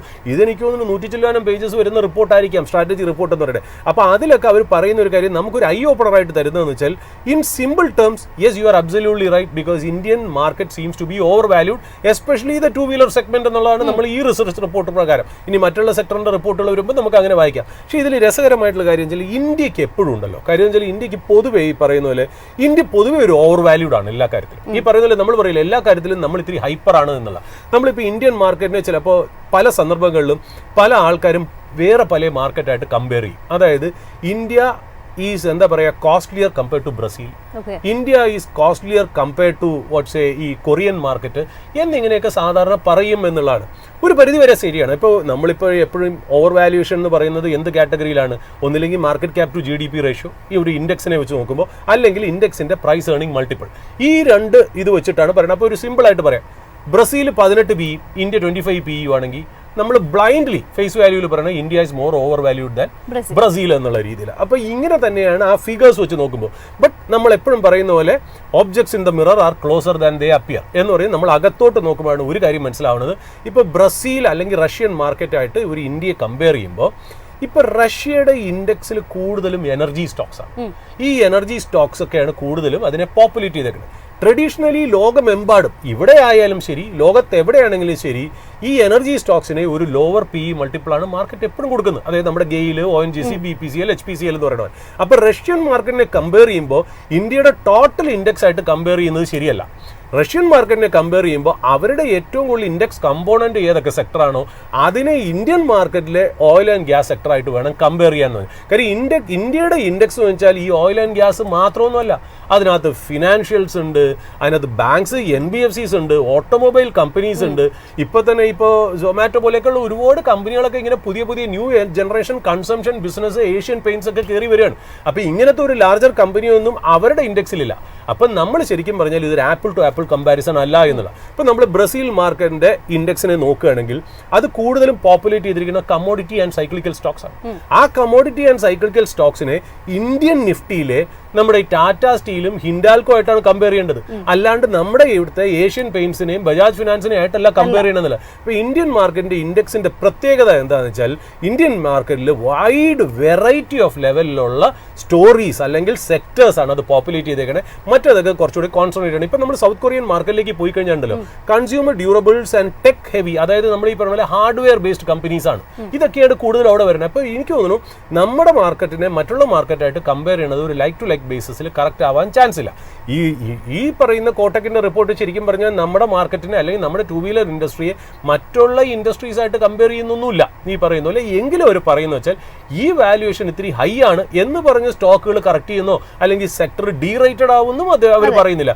അവർ പറയുന്നത് വെച്ചാൽ ഇത് ജസ്റ്റ് നിങ്ങളുടെ ഇൻഫർമേഷനും അക്കാഡമിക് പർപ്പസിനും വേണ്ടി പറയുന്നു എന്നുള്ളൂ. അതായത് നമ്മൾ പറഞ്ഞില്ലേ, നമ്മളിപ്പോൾ ഈ റൺ റേറ്റ് എന്ന് നമ്മൾ ക്രിക്കറ്റിൽ പറയാറില്ലേ, ഈ രീതിയിൽ നമ്മൾ ഓരോ ഓവേഴ്സിൽ ഇത്ര റൺ എടുക്കുകയാണെങ്കിൽ 50 ഓവർ എത്തുമ്പോഴത്തേക്ക് നമ്മൾ ഇങ്ങനെ ആയിരിക്കാം എന്നുള്ള ഒരു എസ്റ്റിമേറ്റ് അവർ പറയണമെന്നേ ഉള്ളൂ. അപ്പൊ ചില സന്ദർഭങ്ങളിൽ ഈ പറഞ്ഞാൽ if the fundamentals or the valuations of the company have moved ahead in comparison to their real numbers, sometimes it might correct, അല്ലെങ്കിൽ വാല്യുവേഷൻ അങ്ങനെ നിൽക്കും for the numbers to catch up. മനസ്സിലായി? ഇതാണ് നമ്മൾ ഈ പറയുന്ന പോലെ വാല്യുവേഷൻ ഗ്യാപ്പ് എന്ന് പറയുന്നത്. ഒന്നില്ലെങ്കിൽ വാല്യുവേഷൻ അങ്ങനെ തന്നെ നിൽക്കും. ഇപ്പൊ നമുക്ക് FMCG കമ്പനീസിന് അതാണ് സംഭവിക്കുന്നത്. FMCG കമ്പനീസായ ഹിന്ദുസ്ഥാൻ യൂണിലിവറിനൊക്കെ പറയുന്നത് എന്താ, എത്രയോ കൊല്ലത്തെ ഗ്രോത്ത്, ഇപ്പൊ നെസ്ലയുടെ ഒക്കെ ഗ്രോത്ത് ഓൾറെഡി അത് ഫാക്ടർ ഇൻ ചെയ്ത് ഡിസ്കൗണ്ട് ചെയ്തേക്കും. അപ്പോൾ അവിടെ നിന്ന് ഈ വാല്യുവേഷൻ താഴേക്ക് വരുന്നില്ല, എന്നാൽ പ്രൈസ് ഒട്ട് കയറുകയില്ല. അപ്പൊ അതിന്റെ അണ്ടർ റൈറ്റിംഗ് ആയിട്ട് ഇതിന് രണ്ടിനെയും കണക്ട് ചെയ്യണത് എന്താ, numbers, quarterly numbers and annual report, annual numbers. ഈ ആനുവൽ നമ്പേഴ്സ് ഉയർന്ന് ഇപ്പൊ നമ്മൾ മാർക്കറ്റ് കൊടുത്തിരിക്കുന്ന ആ വാല്യുവേഷനെ ജസ്റ്റിഫൈ ചെയ്യുന്ന രീതിയിൽ ആവും വരെ ചിലപ്പോൾ ടൈം കറക്ഷനിൽ കൂടെ ഈ സ്റ്റോക്ക് പോകും. There are 2 corrections in a stock. One is price correction, and one is time correction. Price correction എന്ന് പറഞ്ഞാൽ 100 രൂപയുടെ സാധനം 70 രൂപ 80 രൂപ 90 രൂപയിലേക്ക് താഴേക്ക് വരുന്നു, അല്ലെങ്കിൽ 100 രൂപ അങ്ങനെ തന്നെ ഇരിക്കുന്നു for the fundamentals to catch up. മനസ്സിലായോ? അപ്പോൾ ആ പ്രൈസ് കറക്ഷനിൽ കൂടെയാണ് പല FMCG സ്റ്റോക്സും പോകുന്നതെന്നുള്ള. അപ്പോൾ ഇതൊന്ന് ജസ്റ്റ് ഞാനൊന്ന് ഈ റിപ്പോർട്ട് കണ്ടപ്പോൾ അതിൻ്റെ ഒരു ഫാൻസി കണ്ടപ്പോൾ ഞാൻ വെച്ചു ഇതൊന്നും നമ്മുടെ ഇൻവെസ്റ്റേഴ്സായിട്ട് ഷെയർ ചെയ്യാൻ. ഇത് റെക്കമെൻഡേഷൻ ഒന്നും അല്ലല്ലോ, നമ്മളെ സംബന്ധിച്ച് നല്ല ഇൻഫർമേഷൻ നമ്മുടെ വ്യൂവേഴ്സിന് കൊടുക്കുക എന്നുള്ളതാണ് നമ്മുടെ മാൻഡേറ്റ് എന്ന് പറഞ്ഞാൽ. വായിച്ചപ്പോൾ എനിക്ക് രസകരമായി തോന്നി. ഞാൻ കുറച്ചേ വായിച്ചു തുടങ്ങി, ഇന്നലെ രാവിലെ കിട്ടിയെന്നുള്ളൂ. ഇതിനകത്ത് സ്കോർസ് ഓഫ് പേജ് അതിനകത്തുണ്ട്. I will have to go through all each and every information to understand that report എന്നുള്ള. ബട്ട് അതിൻ്റെ സമ്മറിയാണ് ഞാൻ ഈ വായിച്ചതെന്നുള്ളത്. വളരെ ഇൻട്രസ്റ്റിംഗ് ആണ്. നിങ്ങൾക്ക് എവിടെയെങ്കിലും ആ റിപ്പോർട്ട് കിട്ടണമെങ്കിൽ വായിക്കണം എന്ന് നമ്മൾ റിക്വസ്റ്റ് ചെയ്യുന്നു. യെസ്, ഏതായാലും നമുക്കിപ്പോൾ മാർക്കറ്റിൻ്റെ ഒരു ലൈവ് അപ്ഡേറ്റിലേക്ക് കൂടി പോകാം. അതിനായിട്ട് റിസർച്ച് ഡെസ്കിൽ നിന്ന് സഫ്വാനാണ് ജോയിൻ ചെയ്യുന്നത്. Good morning Safwan. Good morning Jasmine. Yes, ഏതായാലും ഇന്ന് മാർക്കറ്റ് ഒരു ഗ്യാപ്പ് അപ്പ് ഓപ്പണിംഗ് ആണ് തന്നിട്ടുള്ളത്. ഇപ്പോഴും 25,193 എന്നുള്ളൊരു നിലവാരത്തിൽ ട്രേഡ് ചെയ്യുന്നു. മറ്റ് പ്രധാനപ്പെട്ട എന്തൊക്കെ അപ്ഡേറ്റ്സ് ആണ് നൽകാനുള്ളത്? അതെ ജാസ്മിൻ, ഇന്ന് മാർക്കറ്റിൽ നല്ലൊരു മുന്നേറ്റമാണ് എല്ലാ സെക്ടേഴ്സിലും നമുക്ക് കാണാൻ സാധിക്കുന്നത്. നിഫ്റ്റിയിൽ ഒരു 0.7% മുന്നേറ്റവും ബാങ്ക് നിഫ്റ്റിയിൽ 0.79% മുന്നേറ്റവും രേഖപ്പെടുത്തുന്നു. നിഫ്റ്റിയുടെ അഡ്വാൻസ് ഡിക്ലൈൻ റേഷ്യോ നോക്കുകയാണെങ്കിൽ 45 സ്റ്റോക്കുകൾ അഡ്വാൻസായും 5 സ്റ്റോക്കുകൾ മാത്രമാണ് ഡിക്ലൈനായി കാണപ്പെടുന്നത്. ബാങ്ക് നിഫ്റ്റിയിൽ 29 സ്റ്റോക്കുകൾ അഡ്വാൻസും 1 സ്റ്റോക്കുകൾ മാത്രം ഡിക്ലൈനുമാണ്. നിഫ്റ്റിയിലെ ശ്രദ്ധിക്കേണ്ട ടെക്നിക്കൽ ലെവൽ നോക്കുകയാണെങ്കിൽ നിഫ്റ്റി ഇപ്പോൾ ട്രേഡ് ചെയ്യുന്നത് റെസിസ്റ്റൻസ് സോണിന് നിയർ ആയിട്ടാണ്. അതുകൊണ്ട് തന്നെ ഇന്നത്തെ ക്ലോസിംഗ് നമുക്ക് ക്രൂഷ്യലി വാച്ച് ചെയ്യേണ്ടതാണ്. സ്ട്രോങ് സപ്പോർട്ടായി 23,800 എന്ന ലെവൽ കൺസിഡർ ചെയ്യാവുന്നതാണ്. മാർക്കറ്റ് ഇനി ഒരു കറക്ഷൻ ഫേസിലേക്ക് പോവുകയാണെങ്കിൽ പോലും ഈ ഒരു സോൺ ഡിമാൻഡ് സോണായി ആക്ട് ചെയ്യാനുള്ള വളരെ പോസിബിലിറ്റിയാണ് നമുക്ക് കാണാൻ സാധിക്കുന്നത്. നിഫ്റ്റി റെസിസ്റ്റൻസ് അതായത് 25,218 എന്ന റെസിസ്റ്റൻസിന് മുകളിൽ ഒരു സ്ട്രോങ് ക്ലോസിംഗ് ലഭിക്കുകയാണെങ്കിൽ നെക്സ്റ്റ് അപ്സെയർ ആയി നിഫ്റ്റിയിൽ നമുക്ക് എക്സ്പെക്ട് ചെയ്യാം. ഇതിൻ്റെ ചാർട്ട് അനലൈസ് ചെയ്യുമ്പോൾ ലാസ്റ്റ് 10 days ആയിട്ട് നിഫ്റ്റിയിൽ വോളിയം ബേസ്ഡ് ബൈങ് ആണ് നമുക്ക് കാണാൻ സാധിക്കുന്നത്. നിഫ്റ്റിയിലെ ടോപ്പ് ഗെയിനേഴ്സിൽ അദാനി പോർട്സ് 4% മുന്നേറ്റവും ജിയോ ഫിനാൻഷ്യൽ 3% മുന്നേറ്റവും രേഖപ്പെടുത്തുന്നു. അതുപോലെ Shriram finance, UltraTech cement, Adani enterprises എന്നിവയിലെല്ലാം മുന്നേറ്റമാണ് ഈ മണിക്കൂറിൽ നമുക്ക് കാണാൻ സാധിക്കുന്നത്. ടോപ്പ് ലോസേഴ്സിൽ NTPC 2.7% ഇടിവും ഓയിൽ ആൻഡ് നാച്ചുറൽ ഗ്യാസ് 1.6% ഇടിവ് രേഖപ്പെടുത്തുന്നു. അതുപോലെ Bharat electronics, IndusInd bank, Tata consumer എന്നിവയെല്ലാം നേരിയ തോതിലുള്ള ഇടിവാണ് ഈ മണിക്കൂറിൽ പ്രകടമാവുന്നത്. ഇനി ബാങ്ക് നിഫ്റ്റിയിലേക്ക് വരികയാണെങ്കിൽ ടോപ്പ് ഗെയിനേഴ്സിൽ കനറ ബാങ്ക് 3% മുന്നേറ്റവും പഞ്ചാബ് നാഷണൽ ബാങ്ക് 2% മുന്നേറ്റവും രേഖപ്പെടുത്തുന്നു. അതുപോലെ bank of Baroda, SBI, IDFC first bank എന്നിവയിലെല്ലാം നേരിയ തോതിലുള്ള മുന്നേറ്റമാണ് ഈ മണിക്കൂറിൽ നമുക്ക് കാണാൻ സാധിക്കുന്നത്. ബാങ്ക് നിഫ്റ്റിയിൽ ടോപ്പ് ലോസസിൽ ആകെ ഒരു സ്റ്റോക്ക് മാത്രമേ ഉള്ളൂ. ഇൻഡസിൻഡ് ബാങ്ക് 0.52% ഇടിവാണ് രേഖപ്പെടുത്തുന്നത്. ഇനി ബാങ്ക് നിഫ്റ്റിയിലെ ടെക്നിക്കൽ പോയിന്റ് ഓഫ് വ്യൂ നോക്കുകയാണെങ്കിൽ കറണ്ട് 56,100 എന്ന ഇമ്പോർട്ടന്റ് ലെവലിൽ ബ്രേക്ക് ചെയ്തിട്ടുള്ള ഒരു ഗ്യാപ്പ് അപ്പ് ഓപ്പണിംഗ് ആണ് നമുക്ക് കാണാൻ സാധിച്ചിട്ടുള്ളത്. ബാങ്ക് നിഫ്റ്റി 56,100 എന്ന ലെവൽ ഹോൾഡ് ചെയ്യുകയാണെങ്കിൽ ബാങ്ക് നിഫ്റ്റിയിൽ നമുക്കൊരു റാലി എക്സ്പെക്ട് ചെയ്യാവുന്നതാണ്. ഷോർട്ട് ടൈം ടാർജറ്റായി 58,188 എന്ന ലെവൽ എക്സ്പെക്ട് ചെയ്യാവുന്നതാണ്. ഇനി നമുക്ക് മാർക്കറ്റ് ബ്രെഡ്ത്ത് നോക്കുമ്പോൾ last day 50 week high ratio നല്ലൊരു ഇംപ്രൂവ്മെന്റ് ആണ് കാണാൻ സാധിക്കുന്നത്. അതായത് 20th ജൂണിൽ 0.7 ആണെങ്കിൽ ലാസ്റ്റ് ഡേ 1 ആയിട്ടുണ്ട്. നല്ലൊരു ഇംപ്രൂവ്മെന്റ് നമുക്ക് മാർക്കറ്റിൽ സ്റ്റോക്സിൽ മൂവ്മെന്റും നമുക്ക് കാണാൻ സാധിക്കുന്നുണ്ട്. സ്മോൾ ക്യാപ് ഇൻഡെക്സ് നോക്കുകയാണെങ്കിൽ 17,960 എന്ന റീടെസ്റ്റ് സോണിൽ നല്ലൊരു ഡിമാൻഡ് എടുക്കുന്നതായി കാണാൻ സാധിച്ചത്. ആ സോണ് നല്ലൊരു സപ്പോർട്ട് എടുത്ത്, കൂടാതെ സ്മോൾ ക്യാപ് ഇൻഡെക്സ് 18,646 എന്ന ലെവലിന് മുകളിൽ ഒരു ക്ലോസിംഗ് ലഭിക്കുകയാണെങ്കിൽ നമുക്ക് മാർക്കറ്റ് ഒരു ഹെൽത്തി സ്റ്റേറ്റിലാണ് ട്രേഡ് ചെയ്യുന്നത് എന്ന് പറയാൻ സാധിക്കും. ഇനി ഡിസ്കസ് ചെയ്യാനുള്ളത് സ്റ്റോക്ക് എഡ്ജിലെ ട്രെൻഡിങ് സ്റ്റോക്കായ സ്വിഗ്ഗിയുടെ ടെക്നിക്കൽ പോയിന്റ് ഓഫ് വ്യൂ ആണ്. ഈ ഒരു സ്റ്റോക്കിന്റെ ഷോർട്ട് ടേം റാലി അറ്റംപ്റ്റ് സ്റ്റേജിലാണ് ട്രേഡ് ചെയ്യുന്നത്. ലാസ്റ്റ് 2 days ആയിട്ട് റിജക്ഷൻ ക്യാൻഡിൽസ് ആണ് ഫോം ചെയ്തിട്ടുള്ളത്. ബട്ട് ഡോ തിയറി പ്രകാരമുള്ള ഒരു ട്രെൻഡ് റിവേഴ്സൽ സ്റ്റേജിലാണ് ഈ സ്റ്റോക്ക് ട്രേഡ് ചെയ്യുന്നത്. ചാർട്ട് അനലൈസ് ചെയ്യുമ്പോൾ മൊമെന്റം ബസ് പോസിബിലിറ്റി നമുക്ക് കാണാൻ സാധിക്കും. ഷോർട്ട് ടേം ടാർജറ്റായി 420 എന്ന ലെവൽ എക്സ്പെക്ട് ചെയ്യാവുന്നതാണ്. ഇനി സെക്ടോറിയൽ ഇൻഡീസസിൽ നോക്കുമ്പോൾ മിക്ക സെക്ടേഴ്സിലെല്ലാം മുന്നേറ്റവും ലാസ്റ്റ് ഡേ നല്ലൊരു മൂവ്മെന്റ് നടത്തിയ മീഡിയ സെക്ടറിൽ മാത്രം നേരിയ തോതിലുള്ള ഒരു പ്രോഫിറ്റ് ബുക്കിംഗുമാണ് കാണാൻ സാധിക്കുന്നത്. Media സെക്ടറിന്റെ technical point of view ഈ ഒരു സെക്ടർ ട്രേഡ് ചെയ്യുന്നത് റാലി അറ്റംപ്റ്റ് സ്റ്റേജിലാണ്. ലാസ്റ്റ് സ്ട്രോങ് മൊമെന്റം ക്യാൻഡിലെല്ലാം ഫോം ചെയ്തിട്ടുണ്ട്. ഇന്നൊരു അതിന്റെ റെസിസ്റ്റൻസ് സോണിൽ റിജക്ഷൻ ക്യാൻഡിലാണ് ഫോം ചെയ്തിട്ടുള്ളത്. 1780 എന്നത് ഒരു റെസിസ്റ്റൻസ് സോണാണ്. അതിന് മുകളിൽ ഒരു ക്ലോസിംഗ് ലഭിക്കുകയാണെങ്കിൽ നെക്സ്റ്റ് അപ്സൈഡ് റാലി ഈ ഒരു സെക്ടറിൽ നിന്ന് നമുക്ക് എക്സ്പെക്ട് ചെയ്യാവുന്നതാണ്. ഇനി അടുത്തതായി FMCG സെക്ടറിൽ നോക്കുകയാണെങ്കിൽ ബിയറിഷ് ട്രെൻഡിലാണ് ഈ ഒരു സെക്ടർ ട്രേഡ് ചെയ്യുന്നത്. ഇതിന്റെ ചാർട്ട് ഇൻഡിക്കേറ്റ് ചെയ്യുന്നത് മോർ കറക്ഷൻ പോസിബിലിറ്റി എന്നതാണ്. സ്ട്രോങ് റെസിസ്റ്റൻസ് ആയി 57,400 എന്ന ലെവൽ കൺസിഡർ ചെയ്യാവുന്നതാണ്. ഇനി നെക്സ്റ്റ് ഡിസ്കസ് ചെയ്യാനുള്ളത് ഫാർമ സെക്ടറാണ്. റെസിസ്റ്റൻസ് സോണിന് റിയർ ആയിട്ടാണ് ഈ ഒരു സെക്ടറും ട്രേഡ് ചെയ്യുന്നത്. 22,000 എന്ന ലെവൽ ഈ ഒരു സെക്ടറിനെ സംബന്ധിച്ചിടത്തോളം ക്രൂഷ്യൽ ലെവലാണ്. ഇതിന് മുകളിൽ ഒരു ക്ലോസിംഗ് ലഭിക്കുകയാണ് നെക്സ്റ്റ് അപ്സേറാൽ ഈ ഒരു സെക്ടറിൽ നമുക്ക് എക്സ്പെക്ട് ചെയ്യാം. ഈ ഒരു സോണിൽ ഹൈ റിജക്ഷൻസ് ആണ് നമുക്ക് കാണാൻ സാധിക്കുന്നത്. ഇനി അടുത്തതായി ഡിസ്കസ് ചെയ്യാനുള്ളത് ആവാസ് ഫിനാൻഷ്യൽസിന്റെ ടെക്നിക്കൽ പോയിന്റ് ഓഫ് വ്യൂ ആണ്. ഈ ഒരു സ്റ്റോക്കും തന്നെ റാലി അറ്റംപ്റ്റ് സ്റ്റേജിലാണ് ട്രേഡ് ചെയ്യുന്നത്. ചാർട്ട് അനലൈസ് ചെയ്യുമ്പോൾ ചോപ്പി ആൻഡ് സ്ലോ മൂവർ ആയിട്ടാണ് കാണപ്പെടുന്നത്. അതുകൊണ്ട് തന്നെ ഈ ഒരു സ്റ്റോക്കിൽ നമുക്ക് മൊമെന്റം ബസ് റാലി ഒന്നും എക്സ്പെക്ട് ചെയ്യാൻ കഴിയില്ല. Recent volume dry up candles form ചെയ്തിട്ടുണ്ട്. സ്ട്രോങ് സപ്പോർട്ടായി 1669 എന്ന ലെവൽ കൺസിഡർ ചെയ്യാവുന്നതാണ്. ഇനി മറ്റൊരു സ്റ്റോക്ക് ന്യൂസായി പങ്കുവെക്കാനുള്ളത് സദിൻ ക്രെഡിറ്റ് ഫണ്ട് റേസിംഗിന് ഒരുങ്ങുന്നു എന്നുള്ളതാണ്. ഈ ഒരു സ്റ്റോക്കിന്റെ ടെക്നിക്കൽ പോയിന്റ് ഓഫ് വ്യൂ നോക്കുകയാണെങ്കിൽ 11th ജൂണിൽ ഒരു ഡിസ്ട്രിബ്യൂഷൻ ക്യാനലാണ് ഫോം ചെയ്തിട്ടുള്ളത്. 169 എന്നത് ഒരു സ്ട്രോങ് റെസിസ്റ്റൻസ് ആണ്. അതിന് മുകളിൽ ഒരു ക്ലോസിംഗ് ലഭിക്കുകയാണെങ്കിൽ നെക്സ്റ്റ് അപ്സറാൽ ഈ ഒരു സ്റ്റോക്കിൽ നിന്ന് നമുക്ക് എക്സ്പെക്ട് ചെയ്യാം. ഇതിന്റെ ഒരു ലോങ് ടേം പെർസ്പെക്റ്റീവ് നോക്കുമ്പോൾ ബിയറിഷ് ട്രെൻഡിലാണ് ട്രേഡ് ചെയ്യുന്നത്. കറന്റ് സ്റ്റേജ് 4ലാണ്. ടോപ്പ് ലെവലിലെല്ലാം വോളിയം ബേസ്ഡ് സെല്ലിംഗ് ആണ് നമുക്ക് കാണാൻ സാധിച്ചിട്ടുള്ളത്. ഷോർട്ട് ടേം പെർസ്പെക്റ്റീവ് നോക്കുമ്പോൾ ഇതിന്റെ ക്യാൻഡിൽ പെക്യുലാരിറ്റി നോക്കുകയാണെങ്കിൽ സ്ലോ ആൻഡ് ചോപ്പി മൂവർ ആയിട്ടാണ് കാണപ്പെടുന്നത്. സ്ട്രോങ് സപ്പോർട്ടായി 130 എന്ന ലെവൽ കൺസിഡർ ചെയ്യാവുന്നത്. ബേസ് അനലൈസ് ചെയ്യുമ്പോൾ കറന്റ്ലി എൻട്രി പ്രിഫറബിൾ അല്ല, കാരണം ഒരു ക്വാളിറ്റി ബേസ് ആയിട്ട് നമുക്ക് കാണാൻ സാധിക്കുന്നില്ല. അതായത് റിസ്ക് റിവാർഡ് റേഷ്യോ നോക്കുമ്പോൾ കറന്റ് ലെവലിൽ എൻട്രി പ്രിഫറബിൾ അല്ലാത്തൊരു കേസ് ആയിട്ടാണ് നമുക്ക് കാണാൻ സാധിക്കുന്നത്. ഇനി അവസാനമായി നമുക്ക് ലാസ്റ്റ് സ്ട്രോങ് മൂവേഴ്സ് നോക്കുകയാണെങ്കിൽ 68 ആണ്. ഇതൊരു വെരി ലോ നമ്പർ ആണ്. അതായത് MMI ഇൻഡിക്കേറ്റ് ചെയ്യുന്നത് ന്യൂട്രൽ സ്റ്റേറ്റിലാണ് ട്രേഡ് ചെയ്യുന്നത് എന്നതാണ്. യെസ്, ഇവയൊക്കെയാണ് ഈ മണിക്കൂറിലെ മാർക്കറ്റ് അപ്ഡേറ്റ്സ്. ജാസ്മിൻ. സഫാനാണ് ഇപ്പോൾ റിസർച്ച് ഡെസ്കിൽ നിന്ന് മാർക്കറ്റിന്റെ അപ്ഡേറ്റ് നൽകിയത്. ഇനി ഏതായാലും മറ്റ് പ്രധാനപ്പെട്ട ടെക്നിക്കൽ ആസ്പെക്റ്റുമായിട്ട് നമ്മളോടൊപ്പം ഈ ഒരു സെഷനിൽ ഇന്ന് ജോയിൻ ചെയ്യുന്നത് ഇൻവെസ്റ്റ്മെന്റ് കൺസൾട്ടന്റ് ഹരിപ്രിയ മാം ആണ്. Good morning ma'am and welcome to the show. Good morning Jasmine, thank you. Yes, ഏതായാലും നമ്മൾ ഇന്ന് മാർക്കറ്റിലേക്ക് നോക്കുന്ന സമയത്ത് ധാരാളം മാക്രോ എക്കണോമിക് അതോടൊപ്പം തന്നെ ജിയോ പൊളിറ്റിക്കൽ ടെൻഷൻസ് ഉണ്ടായിരുന്നു. പക്ഷേ ഇപ്പോൾ അതിലൊക്കെ തന്നെ ഒരു ശമനം വരുമെന്നുള്ളൊരു പ്രതീക്ഷയിൽ മാർക്കറ്റിനെ സംബന്ധിച്ചിടത്തോളം ഒരു ഗ്യാപ്പ് അപ്പ് ഓപ്പണിംഗ് ആണ് ലഭിച്ചിരിക്കുന്നത്. ഇത് നിഫ്റ്റി 50യെ സംബന്ധിച്ചിടത്തോളം 25,250 എന്നുള്ള ഒരു ലെവൽ ടെസ്റ്റ് ചെയ്തിട്ടുണ്ട്.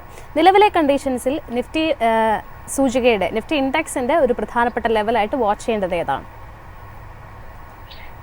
ഇപ്പോൾ നിൽക്കുന്ന 25,200 അല്ലെങ്കിൽ 25,250 എന്നുള്ള ലെവല് നമ്മൾ വാച്ച് ചെയ്തുകൊണ്ടിരിക്കേണ്ട അത്യാവശ്യമാണ്. കാരണം കഴിഞ്ഞ കുറച്ച് ദിവസങ്ങളായിട്ട് നമ്മൾ കൃത്യമായിട്ട് പറയുകയാണെങ്കിൽ 12-ാം തീയതി മെയ് തുടങ്ങി ഇന്ന് വരേക്കും ഇതൊരു ചാനലിലാണ് ട്രേഡ് ചെയ്തുകൊണ്ടിരിക്കുന്നത്. നിഫ്റ്റി 50യുടെ ചാനൽ ഇപ്പോൾ നമ്മൾ നോക്കുകയാണെങ്കിൽ 25,500-നും ഏകദേശം ആ ഒരു റേഞ്ചിനും 25,250 എന്നുള്ള റേഞ്ചിനും ഇടയിൽ ഇതൊരു നല്ല കൺസോളിഡേഷൻ ഫോം ചെയ്തുകൊണ്ടിരിക്കുകയാണ്. ഇപ്പൊ വെയിറ്റ് ആൻഡ് വാച്ച് ആണ് ഇവിടെ ചെയ്യേണ്ടത്. പ്രത്യേകിച്ചും ഡേ ട്രേഡേഴ്സ് അല്ലാത്ത ആൾക്കാർ മുഴുവൻ ഈ ഒരു റേഞ്ചിന്റെ ഉള്ളിൽ നമ്മൾ ഇൻവെസ്റ്റ് ചെയ്തിട്ടുണ്ടെങ്കിൽ നമുക്ക് കൈ പൊള്ളാൻ സാധ്യതയുണ്ട്.